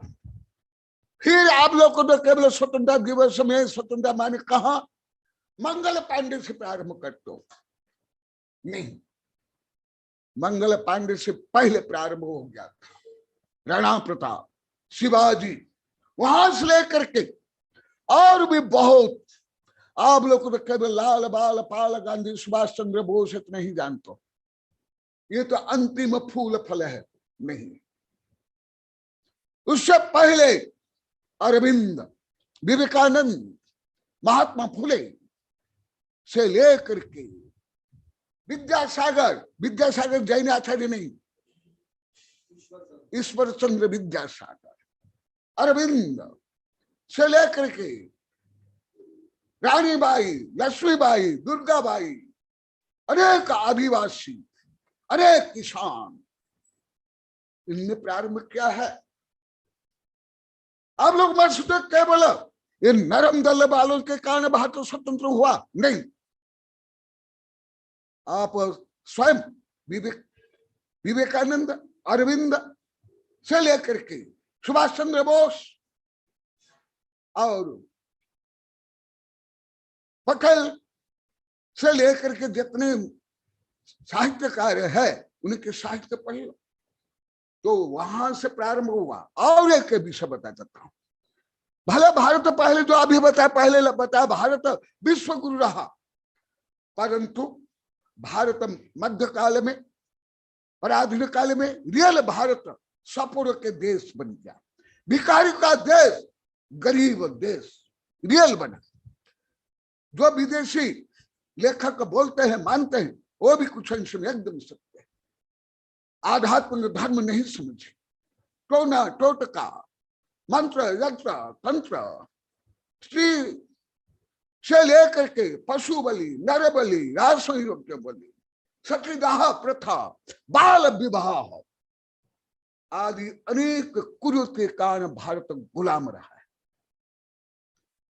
भारत के लोग पहले गुलाम समय में 10-11 वर्ष के लड़कियों के साथ विवाह कर लेते थे। कितने अनैतिक। वर्तमान काल के विदेश के लोगों से भी भारत के मध्यकाल के लोग ज्यादा कामुक थे, अनैतिक थे, भ्रष्ट थे। केवल राजनीतिक भ्रष्ट नहीं, चारित्रिक भ्रष्ट भी। क्योंकि समय कम है, पढ़ना है तो मेरी बहुत किताब पढ़ लो, वेबसाइट में भी है। तो मैं जो भारत क्यों दुर्बल रहा, अभी भी क्यों दुर्बल, अभी वो भी बताऊंगा। भले ये भी सब कोई राष्ट्रपति प्रधानमंत्री के मुंह से अभी तक आप लोग नहीं सुने होंगे, ना अभी भी सुन सकते हो। मैं लगभग मैं बाल्यकाल से क्योंकि राष्ट्रभक्त रहा, और राजनीति और ये संविधान इतिहास ये मेरे तो अति सरल विषय है। मैं 1000 बार वेबिनार में बताऊं, इसको पढ़ने के लिए तो मुझे कोई टीचर इसलिए कुछ भी चाहिए भी नहीं, ना धार्मिक गुरु ना लौकिक गुरु। ये तो अति सरल विषय है। मैं तो ये विभिन्न भाषा में बाल्यकाल से पढ़ता हूं, बिना गुरु से, बिना कोई सीखे, बिना किसको पूछे। तो मैं और बताता हूं। मैं अभी आप लोग को प्रश्न करूंगा, जो यहाँ आज बहुत बैठे 15-20 आप लोग को जो जितना बैठे हो, आप लोग को ये विषय कौन जानते थे। मैं अभी अभी लास्ट में सबको प्रश्न करने वाला, सबको, साधु संत से सबको, कितना जानते थे, कितने प्रश्न जानते थे। मेरा अनुभव है लगभग पूरा कोई नहीं जानते थे। और अभी आगे सिद्ध करना है मुझे। क्यों गुलाम रहा? केवल आप आज सोचे मंगल पांडे से स्वतंत्रता प्रारंभ हुआ, राजनीतिक स्वतंत्रता उसके पहले भी प्रारंभ हो गया था, परंतु राजनीतिक स्वतंत्रता से ज्यादा जो सामाजिक स्वतंत्रता वो अधिक आवश्यक है। जो सामाजिक कुरीतियां भारत में थी, अनेक कुरीतियां थी धर्म में भी यही फूट लूट दिखावा आडंबर। यहां तक कि धर्म में आप लोग को अनेक बार बताया गया, वेबिनार में 1000 बार बताया हूं, केवल पशु बलि नहीं, नर बलि, स्त्रियों का बलि तक। इतना नहीं, विधवाओं को जलाया जाता था। क्या ये बलि नहीं, ये हत्या नहीं, ये क्या हिंसा नहीं, क्या धर्म नहीं? केवल इतने नहीं, अभी तो 5 दिन से चल रहा है ब्रह्मचर्य, ब्रह्मचर्य। बहुत ब्रह्मचर्य कामुक थे भारत के लोग। 10-11 वर्ष के लड़कियों से विवाह कर लेते थे। वो भी उसको दूर करने में अभी भी भारत समर्थ नहीं, अभी भी नहीं। अभी भी भारत में कम उम्र में बाल विवाह कर लेते हैं पूरे भारत में। क्यों गुलाम? जो अभी आप लोग को रोज पढ़ा रहा हूं, आज भी कविता में, जिससे भारत के लोग आत्मा से परमात्मा बनते थे, परम स्वतंत्रता प्राप्त करते थे, अरियंत्र सिद्ध बनते थे, असोतम सगम तमोसम ज्योतिर्गम मृत्यु अमृतगम। वही देश में और जो उदार पुरुषान वसुधैव कुटुंबकम, जिससे भारत के नीति नियम संविधान वैश्विक कुटुंब है। और जहां अभी 4-5 दिन से ब्रह्मचर्य का वर्णन चल रहा है, दिगंबर सितंबर हिंदू बौद्ध में ब्रह्मचर्य का वर्णन है, उस देश में तुम्हारे दादा परदादा, मेरे दादा परदादा 10-11 वर्ष की लड़कियों के साथ विवाह कर लेते थे, और वो विधवा होने के बाद उसको जला दिया जाता था। इसलिए आप मत सोचो केवल एक गर्म दल वाले, नरम दल वाले, केवल लाल बाल पाल, गांधी, सुभाष चंद्र बोस, राणा प्रताप, शिवाजी, मंगल पांडे और खुदीराम बोस, यही भारत को स्वतंत्र किए। ये भी है, उससे भी अधिक ये जो भारत में कुरीतियां थी, सतीदाह प्रथा, सत्य को जला देना, बाल विवाह, 10-11 वर्ष में विवाह करना, फिर विवाह करने के बाद जो अभी चल रहा है 4-5 दिन से, स्वयं पुरुष दुर्बल हो जाएगा और स्त्री भी दुर्बल, और उससे जो संतान उत्पन्न हो गया, अभी 4-5 दिन पहले बताया था, अभी चल रहा, तो वो जो तन मन आत्मा से दुर्बल संतान उत्पन्न हो। क्या ये भी आप लोग को जानते थे? कोई भी आप लोग को यहाँ जो बैठे, अभी लास्ट में आप लोग को बोलना है। तो क्या हुआ? विवाह में भी दहेज प्रथा भी थी, जो अभी भी तक दूर नहीं हुआ। भले कानून तो बन गया, बाल विवाह नहीं करना, अभी भी बाल विवाह चल रहा है, कानून में भी है। बच्चों को 6 वर्ष के बाद स्कूल में भेजना, अभी भी आप लोग को 1.5 वर्ष में भेजते हो। इसलिए सब हर दृष्टि सरकार दोष नहीं, कानून दोष नहीं, संविधान दोष नहीं, आप लोग को व्यक्ति, इसलिए समाज दोषी। और क्या? स्त्री शिक्षा नहीं थी। भले पहले मैं आप लोग को अति विस्तार से बताया, भारत में पहले स्त्री शिक्षा का प्रारंभ हुआ ऋषभदेव से, फिर गार्गी सुंदरी से लेकर के आगे लीलावती आदि बड़ी बड़ी विदुषियां हुई, जिनने वेद भी लिखा, उपनिषद भी लिखा। और जैन धर्म में तो गणित तक बनी, मत ज्ञान, सुत ज्ञान, अवधि ज्ञान, 11 अंग के पाठ बने। परंतु भारत जब गुलाम रहा, विदेश के जो कामुक लोग आए, जहां कच्चा मांस का जो असभ्य बर्बर थे, उनने जब भारतीयों को गुलाम बनाया, वही प्रथा भारत में चली। सतीदाह प्रथा आदि तो छोड़ो, घूंघट प्रथा, बाल विवाह प्रथा, उसके कारण भी भारत के संतान दुर्बल, कार, दब्बू, असभ्य, स्वार्थी, कामुक बन गए। इसलिए भारत 1000 वर्ष गुलाम रहा। एक छोटा सा देश नेपाल कभी गुलाम नहीं रहा, अभी भी नहीं। और जो ग्रेट ब्रिटेन है, अंग्रेजी, उनकी जनसंख्या अभी भी क्या है? एक हमारे राजस्थान की जनसंख्या जितनी नहीं, अभी भी। उस समय हमारा एक जिला की राजधानी के बराबर नहीं थी। वो भी पूरी पृथ्वी का आधा देश के ऊपर शासन लोग ने किया। क्यों क्या? कैसे किया? क्या क्या? यही कारण, यही जो मैं अभी बता रहा हूं। तुम लोग जो स्कूल, कॉलेज, विश्वविद्यालय पढ़ते हो, नेता से राष्ट्रपति, प्रधानमंत्री बोलते हो, वो कारण तो है, परंतु उससे भी अधिक कारण तो मैं अभी बता रहा हूं। ये मुख्य कारण। स्त्री शिक्षा, पहले तो स्त्री शिक्षा भारत में सबसे प्रचुर थी, मैं आप लोग को बहुत विस्तार से बता दिया।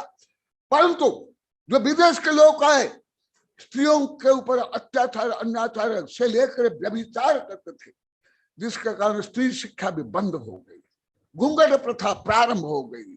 स्त्रियां घर में ही रहती थी, बाहर नहीं जाती थी। इसलिए मीराबाई आदि को भी क्या माना गया, उनको भी कितना कष्ट दिया गया। तुम लोग क्या मालूम है? तुम जो इतिहास पढ़ते हो, केवल लिपा पोता इतिहास है। जैसे तुम लोग को रूढ़िवादिता से, पंथवाद से पूजा पाठ करते हो। आज भी सुबह यहाँ बोला, आज यहाँ बैठे हुए हैं पंडित जी, बोले गुरुदेव आज आप अच्छा बोले मंदिर में। मैं आज यही बोला, पूजा पाठ सब करना चाहिए, रथ यात्रा, पंचकल्याण सब करना चाहिए, परंतु क्यों करना चाहिए? आत्म कल्याण के लिए, आत्म विशुद्धि के लिए। उसका कारण कार्य कुछ भी नहीं जानते हो। इसी प्रकार, क्योंकि नॉलेज इज पावर, ज्ञान पावर है, नॉलेज इज सुप्रीम लाइट। तो ज्ञान विज्ञान से रहित तो होने के कारण भारत के लोग, जैसे कल परसों बताया था, अंधादपि महांध विषांध कृतक्षण चक्षु साध न जानते विषांध न कंचित। सब कामांध हो गए, विषांध हो गए, स्वार्थांध हो गए। फूल डाल राज करो, डिवाइड एंड रूल करो। इसके कारण भारत तो गुलाम रहा। इसलिए राजनीतिक क्रांतिकारी के साथ साथ जो समाज के क्रांतिकारी, शिक्षा में क्रांतिकारी, स्त्रियों के उद्धार करने वाले हैं, ये सब के कारण भारत स्वतंत्र हुआ। और एक विषय बताता हूं, जो भारत के लोग विदेश में जाकर पढ़े, उनने स्वतंत्र का स्वाद चखा। इसलिए जो विदेश में पढ़े वही ज्यादा सुभाष चंद्र बोस हो, लाल बाल पाल गंदी से हो, ये सब स्वतंत्र रियल स्वतंत्र क्या समझ में आया? जैसे अभी 7 वर्ष से ये 5 गांव के लोग को समझ में आ रहा है रियल धर्म क्या है, आत्मा क्या है, परमात्मा क्या है, दान क्या है। आगे लोग दान पुण्य सब करते थे, पंच कल्याण सब करते थे, परंतु ज्ञान के अभाव से आनंद नहीं आ रहा था। आज भी बोले थे ना आनंद आ रहा था, ना स्फूर्ति, ना जागृति। तो ऐसे हुआ।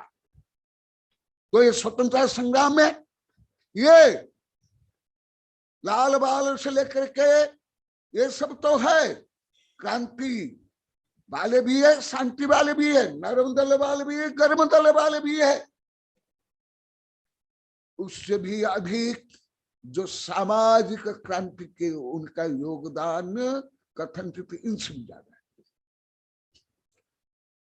क्यों? अंतः कलह और अंतः अशांति के कारण, दुर्बल के कारण कोई भी देव स्वतंत्र नहीं हो सकता।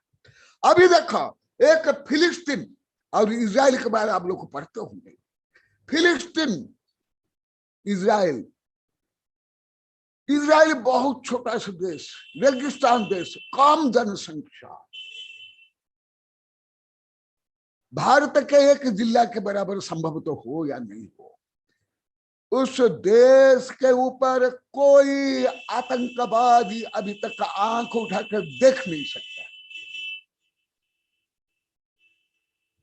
कोई कुछ कर ले उसमें घर में घुस करके मारता एकदम।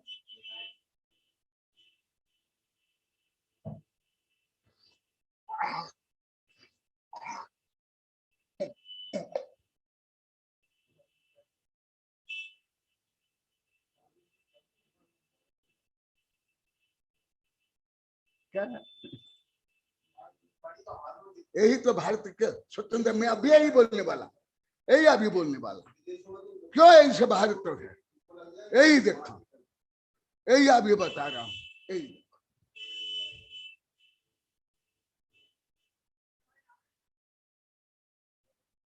यही देखो, यही है भारतीयों की दुर्दशा। यहाँ प्रवचन चल रहा है और जैनी है ने शायद कोई जैन है, कैसे ये आवाज करे इतनी प्रदूषण। यही जो मेरी कविता में लिखा, जो मैं बोलता हूं, स्वतंत्र नहीं स्वच्छंद अनुशासन। विदेश में गाड़ी हॉर्न नहीं बजा सकते, पनिशमेंट। और यहाँ सांसद से लेकर मंदिर तक में, राष्ट्रीय संपत्ति से लेकर के सामान्य जनता को कैसे कष्ट दिया जाता है अभी भी। तो मैं अभी वही बता रहा हूं, सुन लो, समय भी हो गया। तो उसके बाद सब के कारण और अनेक भारतीय सुपूत, जैसे विषय करके नेताजी सुभाष चंद्र बोस विदेश में जा करके विदेशियों को, अंग्रेजियों को संतुष्ट कर लिया, दुर्बल कर लिया। और सेकंड वर्ल्ड वॉर के बाद ग्रेट ब्रिटेन दुर्बल हो गया, इसलिए उनको व्यवस्था से भी भारत को राजनीतिक हस्तांतरित करना पड़ा।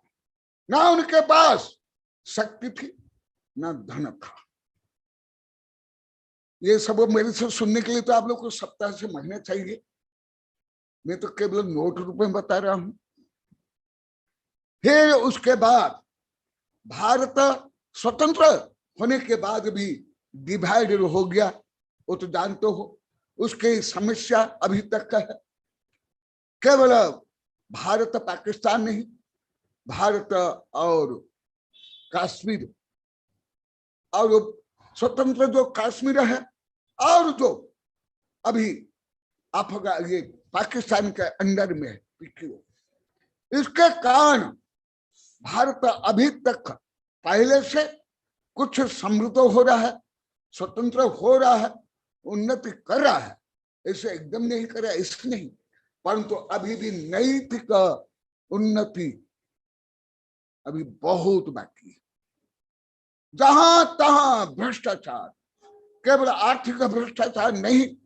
भारत के लोग इसलिए पढ़ाई करते हैं, जैसे तैसे बनकर नौकर साहब बना और भारत सरकार का गृह जमाई बन जाओ, और गृह जमाई बन करके भारत को दुर्बल करो, लूटो, खसोटो, भारत माँ का लज्जा हरण करो, भारत माँ की हत्या करो।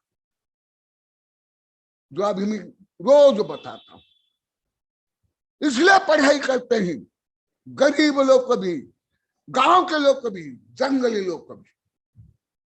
कोई नैतिक नहीं, भारत में अभी भी नैतिक पतन है। स्वतंत्रता के बाद एक व्यक्ति रोड के ऊपर बैठ जाता है, गाड़ी वाला आता है और गाड़ी को खड़ा करके उसको वहां से दूर होने के लिए बोलता है। वो बोलता है कि नहीं, भारत स्वतंत्र हो गया, मैं स्वतंत्र, मैं जहां तहां बैठ सकता हूं, ये रोड भी मेरा, भारत मेरा। यदि रोड तुम्हारा, भारत तो मेरा है, तुम जैसे मैं भी भारत में रहता हूं, ये रोड भी मेरा, मैं भी तुम्हारे ऊपर एक गाड़ी चला सकता हूं। जब गाड़ी स्टार्ट को वहां से भाग करके वहां से भाग गया। भारत में स्वतंत्रता नहीं, अभी स्वच्छंदता। शिक्षा विभाग में स्वच्छंदता, कानून विभाग में, राजनीति विभाग में, व्यापार में भी, धर्म तक में। ये जो स्वच्छंदता, ये स्वतंत्रता नहीं है। मैं आज भी बोला, रोज बताता हूं, इसके कारण अभी भारत स्वतंत्र होने के बाद, 75 देश होने के बाद भी जो भारतीय प्राचीन सभ्यता, संस्कृति, हमारी 6 ऋतुएं और हमारे जो हर प्रकार यहाँ पशु पक्षी वनस्पति नदी नाल सब है, उसके अनुसार अभी जितना अभी भारत विकास किया, इससे भी सैकड़ों गुना अधिक विकास करना चाहिए था। केवल आर्थिक नहीं, केवल टेक्नोलॉजी में नहीं, केवल शिक्षा में नहीं, केवल बाह्यता नहीं, नैतिक रूप में, आध्यात्मिक रूप में, शांति में, सुख में, प्रेम में, संगठन में। परंतु अभी भी बहुत वाक्य, क्योंकि समय होने जा रहा है, क्योंकि मैं इस संबंधी प्रश्न करूंगा आप लोगों को, इसलिए मैं हजार स्कूल कॉलेज आदि में विभिन्न कार्यक्रम में इससे भी अधिक बोला हूं। मेरा प्रवचन भी बहुत किताबें छपे हैं, अभी भी है, अलग से कई किताब भी लिखा हूं, कई कविताएं हैं। तो इसलिए भारत जो कभी विश्व गुरु रहा, अभी 22-23 वर्ष पहले मैं लिखा हूं किताब, भारत को महान एवं गारत बनाने के सूत्र। तो आज मैं संक्षेप में दोनों ने बताया। सब आप लोग को बोलते हो भ्रष्टाचार भ्रष्टाचार, परंतु भ्रष्टाचार में केवल आप लोग का आर्थिक भ्रष्टाचार मानते हो, परंतु जो नैतिक भ्रष्टाचार है, कर्तव्य करते नहीं। स्कूल कॉलेज प्यून से लेकर जितने सरकारी नौकर है, कर्तव्य नहीं करते हैं, शोषण करते हैं। अभी आया आप लोगों के पेपर में, शायद आज भी आया, कोई मास्टर ने कोई अछूत जाति के बच्चा पानी पी लिया था, उसको इतना मारा। आप लोग को पढ़े होंगे, क्या ये है स्वतंत्रता? क्या विश्वदेव कुटुंबकम? क्या हर जीव में भगवान, कहा जीव में जिनेन्द्र, कहा अशोक में असंजय, कहा वैश्विक कुटुंब? एक हेडमास्टर हो करके भी पल्लव आज भी आया है, केवल पानी पीने से मार लिया। यही भारत की दुर्बलता रही है। जो सम्यक जाति प्रथा है, सम्यक जो चतुर आश्रम है, जो आप लोग को विस्तार से बता दिया, उससे भिन्न केवल विकृत। इसलिए भारत जो गुलाम रहा, उसमें ऐसे सड़ी गली संकीर्ण स्वार्थ पर धर्म भी बड़ा कारण। इसलिए भगत सिंह धर्म नहीं मानते थे, क्योंकि धर्म में दुर्बलता एक कार्य था। ये दब्बपना, ये स्वार्थपना, ये संकीर्णपना। और भगत सिंह के बारे में आप लोग को जानते हो, अनेक क्रांतिकारी नेता धर्म नहीं मानते थे। कौन सा? यही संकीर्ण रूढ़ी रीति रिवाज, तेरा मेरा, पक्षपात, धनी गरीब, काला गोरा। इसलिए भारत अभी स्वतंत्र होने के बाद भी मानसिक स्वतंत्रता, बौद्धिक स्वतंत्रता, भाषागत स्वतंत्रता, नैतिक स्वतंत्रता से लेकर के आध्यात्मिक स्वतंत्रता अभी नहीं है। आध्यात्मिक स्वतंत्रता तो रोज मैं बताता हूं, जब ऐसे नैतिक स्वतंत्र नहीं, क्या आध्यात्मिक स्वतंत्रता? और आप लोग का भ्रष्टाचार माने के लोग आर्थिक भ्रष्टाचार मानते हो, परंतु उससे भी अधिक भ्रष्टाचार होता है नैतिक भ्रष्टाचार। गुंडागर्दी, स्ट्राइक करते हैं, जो निर्दोष व्यक्ति है उनको कष्ट देते हैं, घर द्वार जला देते हैं, राष्ट्रीय संपत्ति जला देते हैं। कोई रोगी भी है, उसको परिवार के लोग लेकर जा रहे हैं एम्बुलेंस, उसको भी जाने नहीं देते। विदेश में आप लोग को पढ़ो या नहीं पढ़ो, आप लोग तो सब पढ़ते भी नहीं, जानते भी नहीं।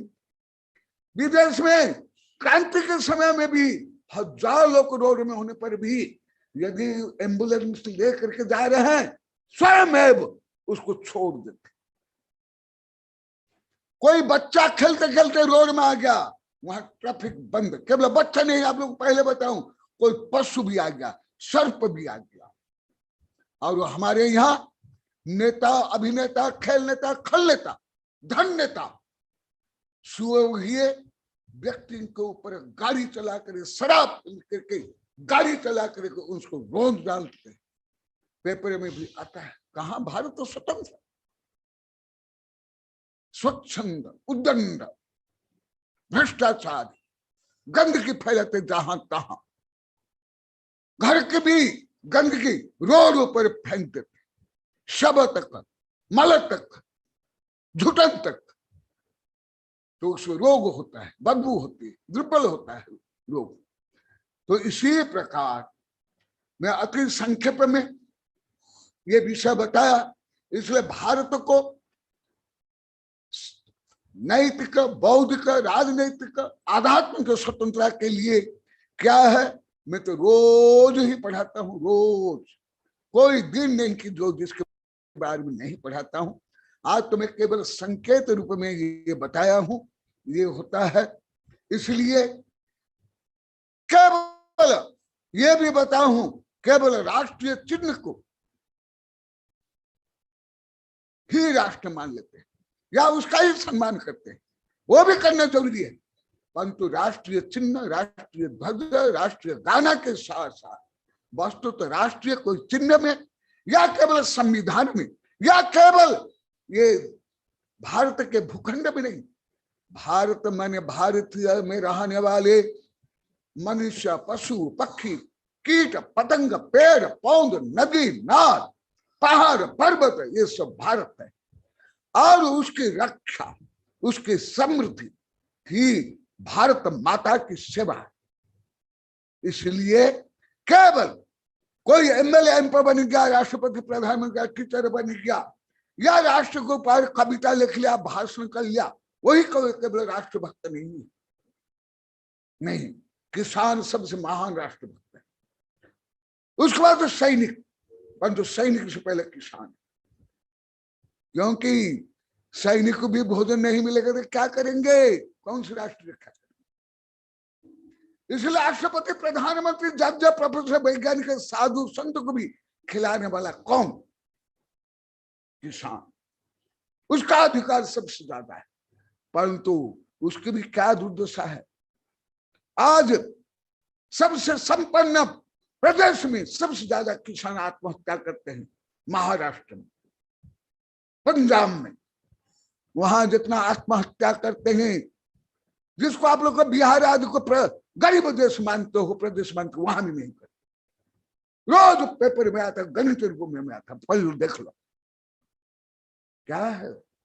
और भारत की आर्थिक राजधानी बम्बे को मानते हो आप लोग, और राजनीतिक राजधानी दिल्ली को मानते हो, और वैज्ञानिक राजधानी बेंगलोर को मानते हो, और धार्मिक राजधानी बनारस को मानते हो।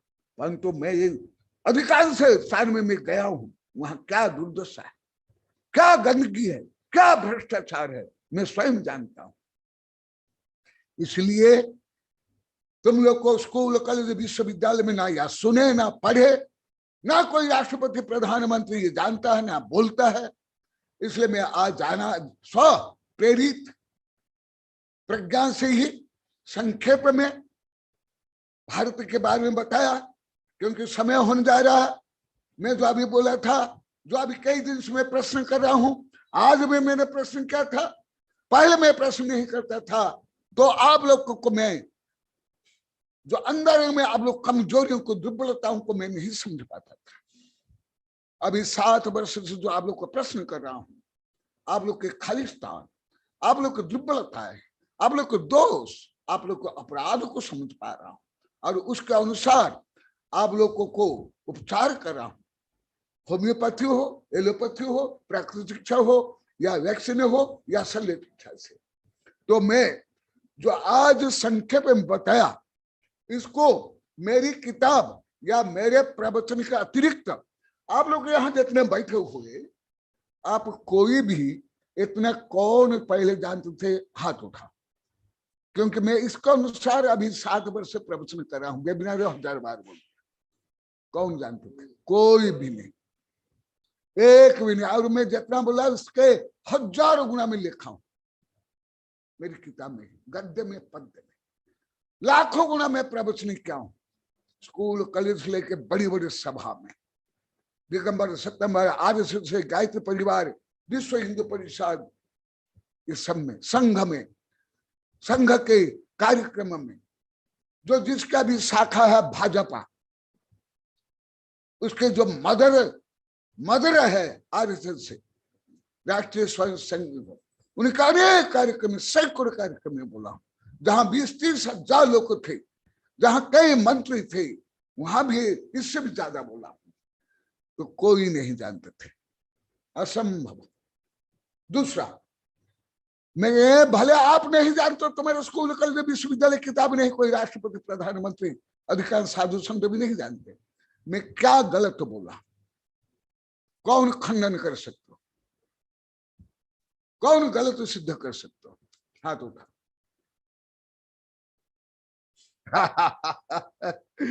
कोई नहीं, एक भी नहीं। क्या मैं अभी जितना बोला इसका अनुसार भारत क्या पूर्णतः स्वतंत्र है, सार्वभौम है, सर्वोदय है? आप लोग कई बार बताया, जैन धर्म का जो सिद्धांत है सर्वोदय, आप लोग को बहुत बार बताया हूं, श्लोक गाथा सहित भी बताया हूं आप लोग को। इसको क्या बोला जाता है?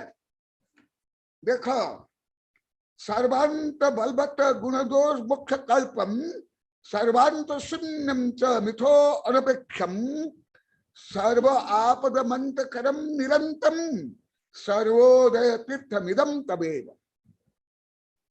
ये सर्वोदय शब्द, सर्वोदयी नेता थे, सर्वोदयी संत थे विनोबा भावे, वो स्वयं अपनी किताब में लिखा है, मैं स्वयं उनकी किताब में पढ़ा हूं।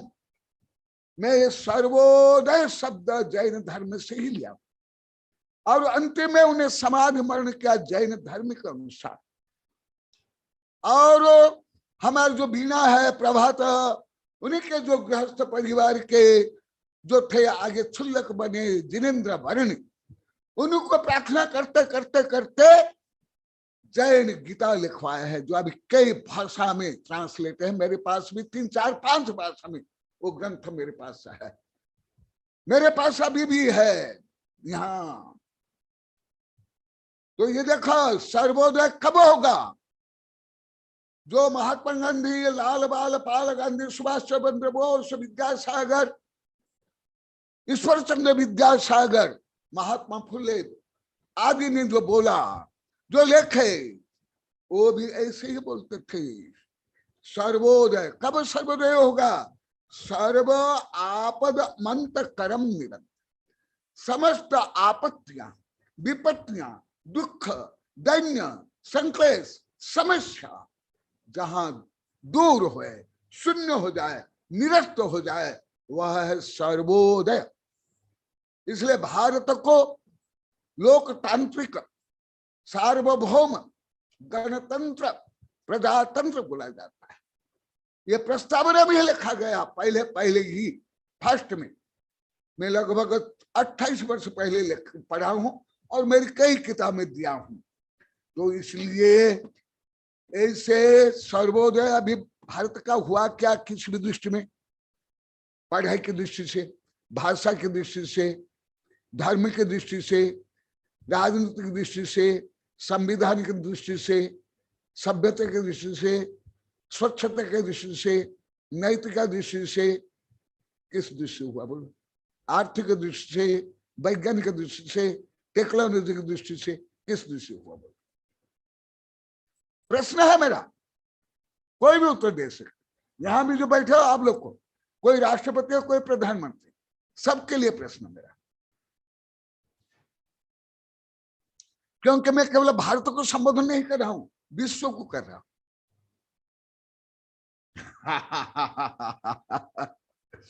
दूसरा, स्वच्छंदता, उद्दंडता कितना, स्कूल कॉलेज से लेकर सांसद से लेकर न्यायालय के परिसर तक में।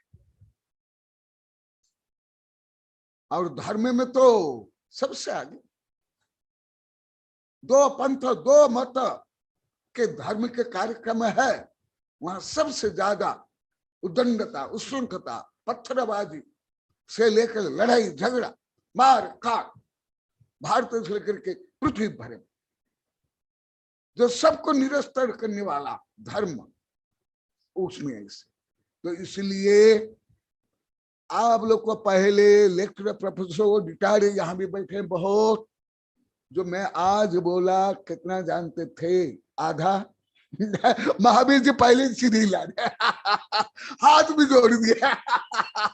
देखा, ये मेरे पहले के शिष्य 30 वर्ष के, उच्च शिक्षित भी, बैंक के अधिकारी भी है, तो भी वो पहले ही बोल दी नहीं गुरु मैं नहीं जानता था। तो आप लोग को बोलो, आप लोग क्या जानते थे? आप कौन सा आधुनिक पढ़े लिखे हो? मैं तो कई बार बताया, तुम लोग को स्वतंत्र भारत के इतिहास तक नहीं जानते। हाँ, और पढ़ाई का ढोंग, पाखंड, अहंकार कितना आप लोग का था पहले, जब से मैं पिटाई करना नहीं प्रारंभ किया। सब आता है, हम आधुनिक पढ़े लिखे, हमको पास, हमारे पास, मेरे पोता पोती पास टाइम नहीं है मंदिर जाने के लिए, आहार देने के लिए, शिविर में, कक्षा में। अरे तुम क्या, तुम्हारे अभी जो बच्चे पढ़ते हैं, पढ़ाते हैं, उनको क्या ज्ञान है? कितना ढोंगी, पाखंडी, घमंडी आप लोग को,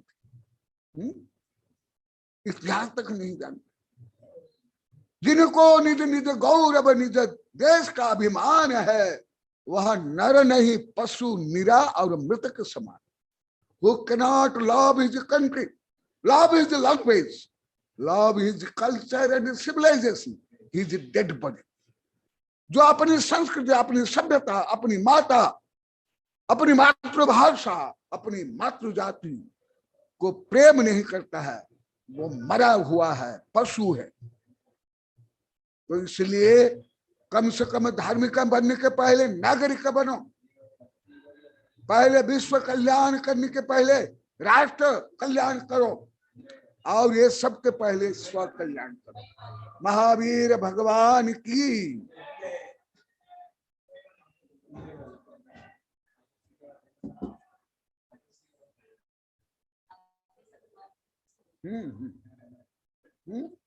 हाँ हाँ, आप लोग को जिनको बोलना है, जिनको कमिटी करना है, बोलो अभी टाइम है थोड़ा, आज स्वतंत्रता दिन है, केवल भोग उपभोग भेजने, खाना पीना में ही समय मत बिताओ।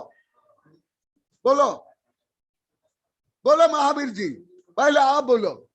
क्यों? आप पहले के भक्त भी है, उच्च शिक्षित भी हो, और आपने स्वीकार भी कर लिया मैं नहीं जानता था, इसलिए पहले अधिकार आपको मिलेगा। हाँ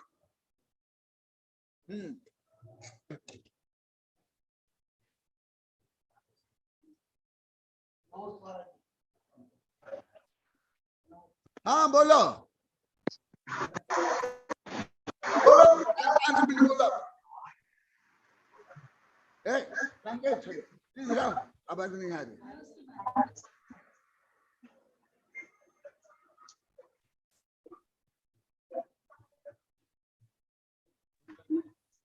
अब अरे क्या बोलेंगे महावीर जी।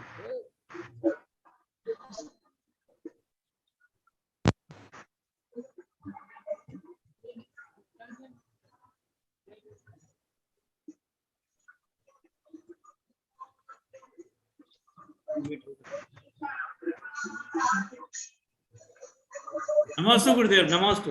हाँ गुरुदेव ने अभी जो स्वतंत्रता के बारे में कहा, उसमें हम मात्र अंग्रेजों से आज स्वतंत्र हुए इतना ही हमारा समाज जानता है, हमारे बच्चे जानते हैं। इसके अतिरिक्त हम कितने पराधीन रहे, कहाँ से पराधीन रहे, उसके बारे में हमें कतई ज्ञान नहीं। हमारे बच्चों को तो उसमें बिल्कुल अज्ञान है। और यहाँ सर्वोदय शिक्षा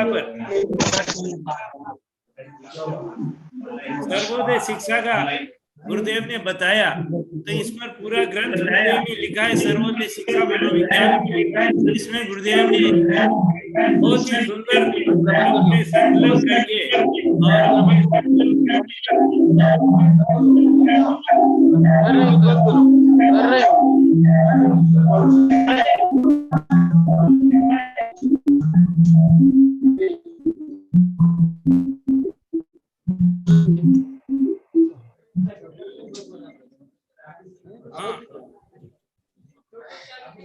हाँ गुरुदेव कुछ वहां पर टेक्निकल वो है तो। हाँ बोलो। हाँ नमस्ते गुरुदेव। हाँ बोलो गुरुदेव। बोलो, बहुत लोग सुने, निभाई के भक्त लोग को भी आए बहुत, सुनो बोलो। हाँ बोलो। नमस्ते गुरुदेव, नमस्ते। आपने जो स्वतंत्रता का शुरू से जिक्र किया कि भारत पराधीन क्यों हुआ, क्योंकि आपसी द्वेष और घृणा के कारण और अपनी स्वार्थ परायणता के कारण भारत गुलाम रहा। और इतना गुलाम हुआ कि जो राज करने वाली जाति थी राजपूत, वह अपने अस्तित्व को ही आज मिटा करके और बिल्कुल जीरो पर है। और गुरुदेव सांस्कृतिक जो पराधीनता थी वह हमें आज भी जकड़े हुए है। और जहाँ पर सर्वोदय का आपने वर्णन किया गुरुदेव, उसके लिए आपने सर्वोदय शिक्षा मनोविज्ञान एक पूरा ग्रंथ लिखा है, जिसमें आपने मतलब हर तरह के उनको संकलित करके और आदमी किस तरह से अपना सर्वोदय कर सकता है, सब समस्त प्रकार से अपना उदय कर सकता है, उस पर आपने अपना पूरी पुस्तक लिखी है। तो गुरुदेव हम तो बहुत कम इस बारे में जानते हैं, आपका ज्ञान अगाध है, हम उसका वर्णन नहीं कर सकते। नमस्ते गुरुदेव, नमस्ते। हाँ और जो बोलना चाहते हैं बोल सकते हो, आज के भी समय ही, इधर उधर का नहीं।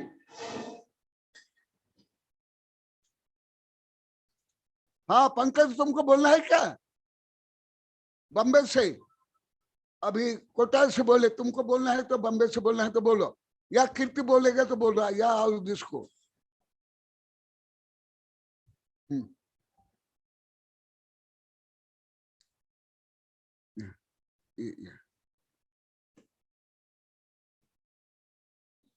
नमस्ते भगवान, नमस्ते गुरुदेव। आपने जो कहा वो एकदम पूर्ण।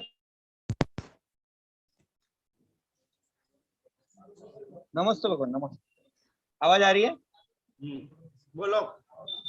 आपने गुरुदेव जो आपने आज वेबिनार में कहा वो शब्द सा सत्य है गुरुदेव। और आज की शिक्षा में गुरुदेव ऐसा है कि शिक्षा में खाली बस गुरुदेव खाली पैसे ऐंठने की बात रह गई, बाकी कहाँ भी शिक्षा नाम की कोई चीज रही नहीं है गुरुदेव। बस तुमको बोलना तो इसके बाद तुम बोलना। हाँ इसके बाद कुछ बोलना है तो आप बोलना है तो बोलना है। गुरुदेव एकदम शब्द सा सत्य है। आपने जो भी आपने अपनी वाणी में प्रवचन आपने गुरुदेव फरमाया वो एकदम सत्य है। और इस आज धर्म में भी रूढ़िवादिता, पंथवादिता, संतवादिता हर जगह ठोस ठोस के समाई गई है, क्योंकि धर्म में भी आज हर जगह संकलेश और यही हो रहा है। और हर ख्याति पूजा लाभ के लिए ही धर्म कर रहा है। धर्म का सत्यता को जानने की कोई कोशिश ही नहीं कर रहा, बस ऊपरी, जैसे आप गुरुदेव हर बार कहते हैं कि पत्तियों को पानी पिलाते हैं, जड़ को पानी नहीं देते, इस तरह वास्तव में ऊपर पत्ती पत्ती को सिंचन कर रहे हैं और जड़ को भूल गए हैं। जो उसका असली मकसद है उसको भूलते जा रहे हैं और ऊपरी ऊपरी दिखावा के धर्म कर रहे हैं। इसीलिए आज हम इस धर्म की सत्यता को नहीं जान पा रहे और नहीं उस तक पहुंच पा रहे गुरुदेव। तो यह पूरी तरह से आप गुरुदेव सत्य को हम जानकर बहुत ही अंदर से अभिभूत हो रहे हैं गुरुदेव, आनंदित हो रहे हैं। और इस पर हमें अपनी अगाध श्रद्धा करके और हम भी इस तह तक और इस जड़ तक पहुंचने की पूरी कोशिश करेंगे गुरुदेव, आपके आशीर्वाद से। नमस्ते गुरुदेव। गुरुदेव कल मैं दीक्षा समारोह में गया था, सिरसाड़ आचार्य श्री शेषसागर जी गुरुदेव के। लेकिन गुरुदेव आपके जो कार्यक्रम होते हैं और वहाँ के कार्यक्रम मैंने देखे गुरुदेव, तो आपसे शिक्षा प्राप्त की, इसलिए हम चिंतन करते हैं वहां बैठे बैठे कि कल गुरुदेव 10 बजे कार्यक्रम शुरू हुआ, 1-1:30 बजे तक कार्यक्रम चल रहा है, उसमें सिर्फ बोलियां चल रही है, वो चल रही है, लेकिन गुरुदेव का प्रवचन का समय कम से कम 1:30 से 2 बजे गुरुदेव का प्रवचन शुरू हुआ। उस समय लोग खाना खाने चले गए और हम बैठ के प्रवचन सुन रहे थे। ये हालत हो गई गुरुदेव। तो लोग आजकल बस द्रव्य संग्रह और स्वार्थ सिद्धि में पड़े हुए हैं, बाकी धर्म से कोई मेल है ही नहीं। हम देख रहे हैं, विचार कर रहे हैं क्या हो रहा है। बस बोलियों में कोई जल्दी नहीं, बोलियां आराम से करो और बाकी में जल्दी फटाफट करो गुरुदेव। बस यही हाल में देख के गुरुदेव विचार आता है कि कार्यक्रम तो हमारे गुरुदेव के, कि जिसमें धर्म लाभ मिलता है, जिसमें कुछ सीखने को मिलता है, शिक्षा मिलती है, कुछ संस्कार मिलते हैं। लेकिन गुरुदेव अभी रूढ़िवादी है, देखकर गुरुदेव विचार आता है, हम चिंतन करते हैं कि क्या करें, कुछ समझ में नहीं आ रहा है गुरुदेव। नमस्ते गुरुदेव। नोट 7 Redmi Y3 क्या चाहिए था? इसलिए तो अभी पृथ्वी भर में वो पड़ा है कार्यक्रम चल रहा है, Y3 लगी है, Redmi Y3 वर्ष होने जा रहा है। हाँ यही हाँ नमस्ते गुरुदेव। नमस्ते नमस्ते भगवान। नमस्ते। और कोई बोलेगा तुमको बोलना है क्या? हाँ बोलो टाइम हो गया। बोल देना उसके बाद। हाँ स्वतंत्रता दिवस सब करेगा, तुमको बोल रहा है, बोलो बोलना आप बोलेंगे। हमारे जूम मीटिंग है, आज हमने जूम मीटिंग में ही बात किया एक बार। बोलो जल्दी बोलो ना, क्या करता है, तुमको जो बोलना पहले बोलो। नमस्ते गुरुदेव। नमस्ते गुरुदेव। गुरुदेव आज आपने स्वतंत्रता के बारे में जो बताया, इससे पहले हमने स्वतंत्रता के बारे में ये सारी कहानी जो आपने बताई वो नहीं जानते थे। हम इतना ही जानते थे कि देश में जो हमको पुस्तकों में पढ़ा गया वही आज़ादी के मतवाले थे और उन्होंने आज़ादी दिलाई और उसी से हम आज़ाद हुए। और सामाजिक आज़ादी, राजनीतिक आज़ादी, स्वतंत्रता क्या है और स्वतंत्रता के लिए किस तरह की क्रांतियां पहले, आज से हजारों वर्ष पहले जो देश में हुई, उसके बारे में हम नहीं जानते थे। हम ये भी नहीं जानते थे कि स्वतंत्रता की मिसाल जो हमारे बड़े बड़े लोग थे जो विदेशों में पढ़ते थे, उन्होंने प्रारंभ किया और उन्होंने देश में स्वतंत्रता की क्रांति शुरू की, ये भी नहीं जानते थे गुरुदेव।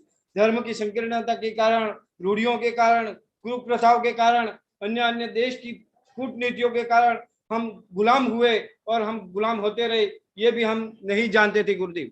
आपके आज के प्रवचन से हमें देश में किस प्रकार गुलामी आई और देश को किस प्रकार की आगे स्वतंत्रता की आवश्यकता है। अभी भी देश पूर्ण रूप से, सामाजिक रूप से स्वतंत्रता नहीं है। आज भी सामाजिक कट्टरपंथता है, धर्मवाद, संतवाद, पंथवाद, संकीर्णता है, अलग अलग मान्यता है। और आज भी देश में विभिन्न एक धर्म के लोग विभिन्न बातों पर भी लड़ रहे हैं, झगड़ रहे हैं और अत्याचार एक दूसरे पर कर रहे हैं। तो आज सामाजिक स्वतंत्रता की भी जरूरत है। ऐसे स्वतंत्रताओं के लिए आपका उपदेश, आपका मार्गदर्शन और आपका आशीर्वाद हमारे लिए प्रेरणादायी गुरुदेव। आपने जो उपकार किया वो हमारे लिए बहुत ही उपकारी है। आपके चरणों में नमोस्तु नमोस्तु नमोस्तु।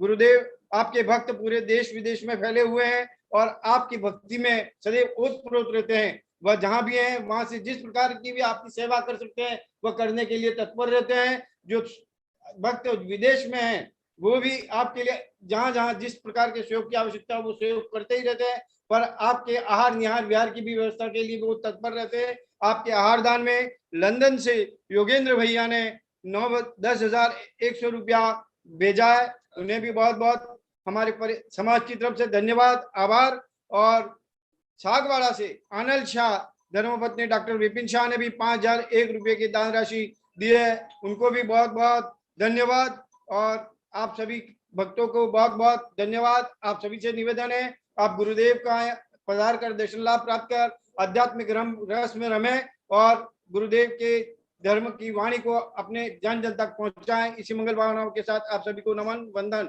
आए हुए सभी अतिथियों का मैं हृदय से अभिनंदन वंदन करते हुए नमन करता हूं। आप सभी पधारे, मैं अभिभूत हूं, आपके चरणों में वंदन है। आप सभी के लिए मेरे द्वारा जो परिवार द्वारा जो भी व्यवस्थाएं बन सकती थी वो किए। आप हमारा आतिथ्य स्वीकार कर ही यहाँ से पधारे, आप सभी से निवेदन है। नमोस्तु भगवान, नमोस्तु भगवान।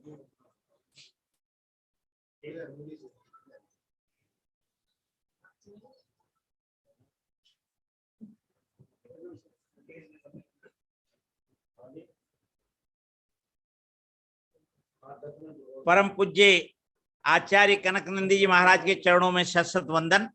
मैं निवाई से हुक्मचंद जैन और इस यात्रा बस यात्रा के द्वारा आप गुरुदेव के दर्शन करने के लिए यहाँ पधारे, यहाँ आए और गुरु का आशीर्वाद प्राप्त करने के लिए, इसके लिए सभी यात्रियों की तरफ से मेरा आपको सत सत नमन वंदन। नमोस्तु नमोस्तु नमोस्तु।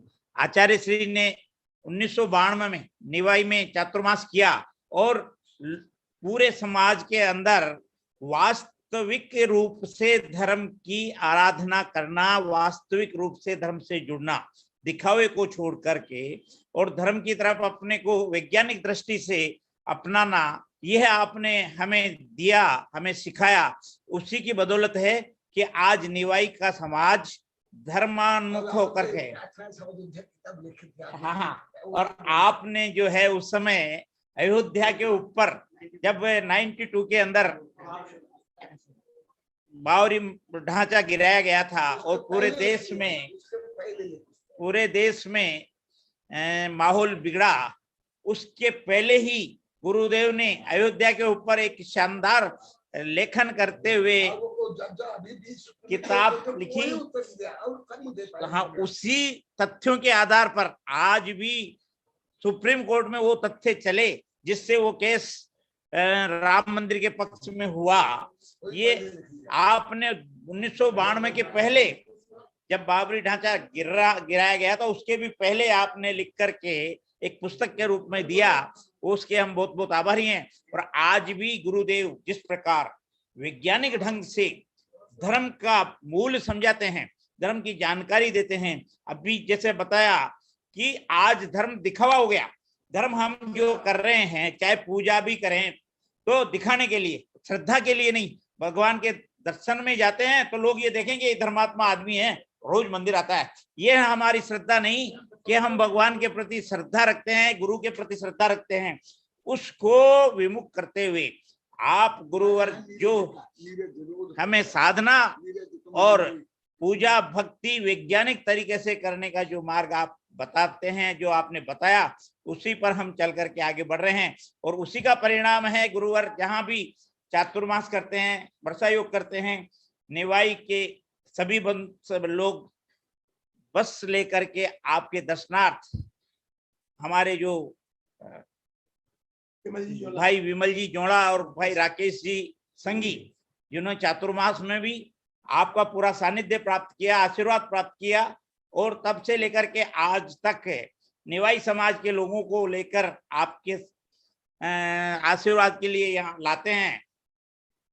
ऐसे दोनों सज्जन भी बहुत बहुत साधुवाद के पात्र हैं कि आपका सानिध्य हमें उपलब्ध कराते हैं। और आपका गुरुवर प्रेम स्नेह और जो वात्सल्य है उसके वशीभूत हम खिंचे हुए चले आते हैं। और उसी आधार पर आप हमें वैज्ञानिक दृष्टि से धर्म का वास्तविक स्वरूप समझाते हुए हमें धर्म से प्रॉपर जोड़ने का, सम्यक दर्शन ज्ञान, चारित्र का ज्ञान आप हमें देते हैं, उसके लिए हम आपका बहुत बहुत आभारी हैं। बहुत बहुत आशीर्वाद आपको, बहुत बहुत साधुवाद और बहुत बहुत नमोस्तु नमोस्तु नमोस्तु।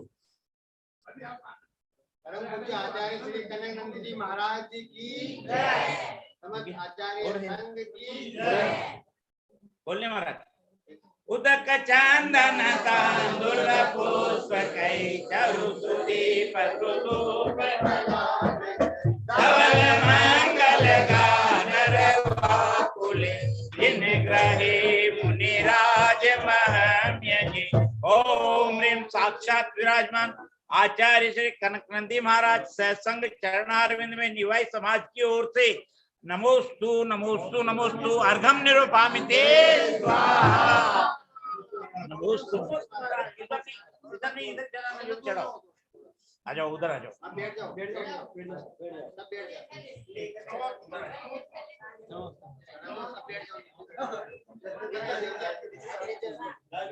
नीचे चढ़ाओ, यहाँ चढ़ाओ।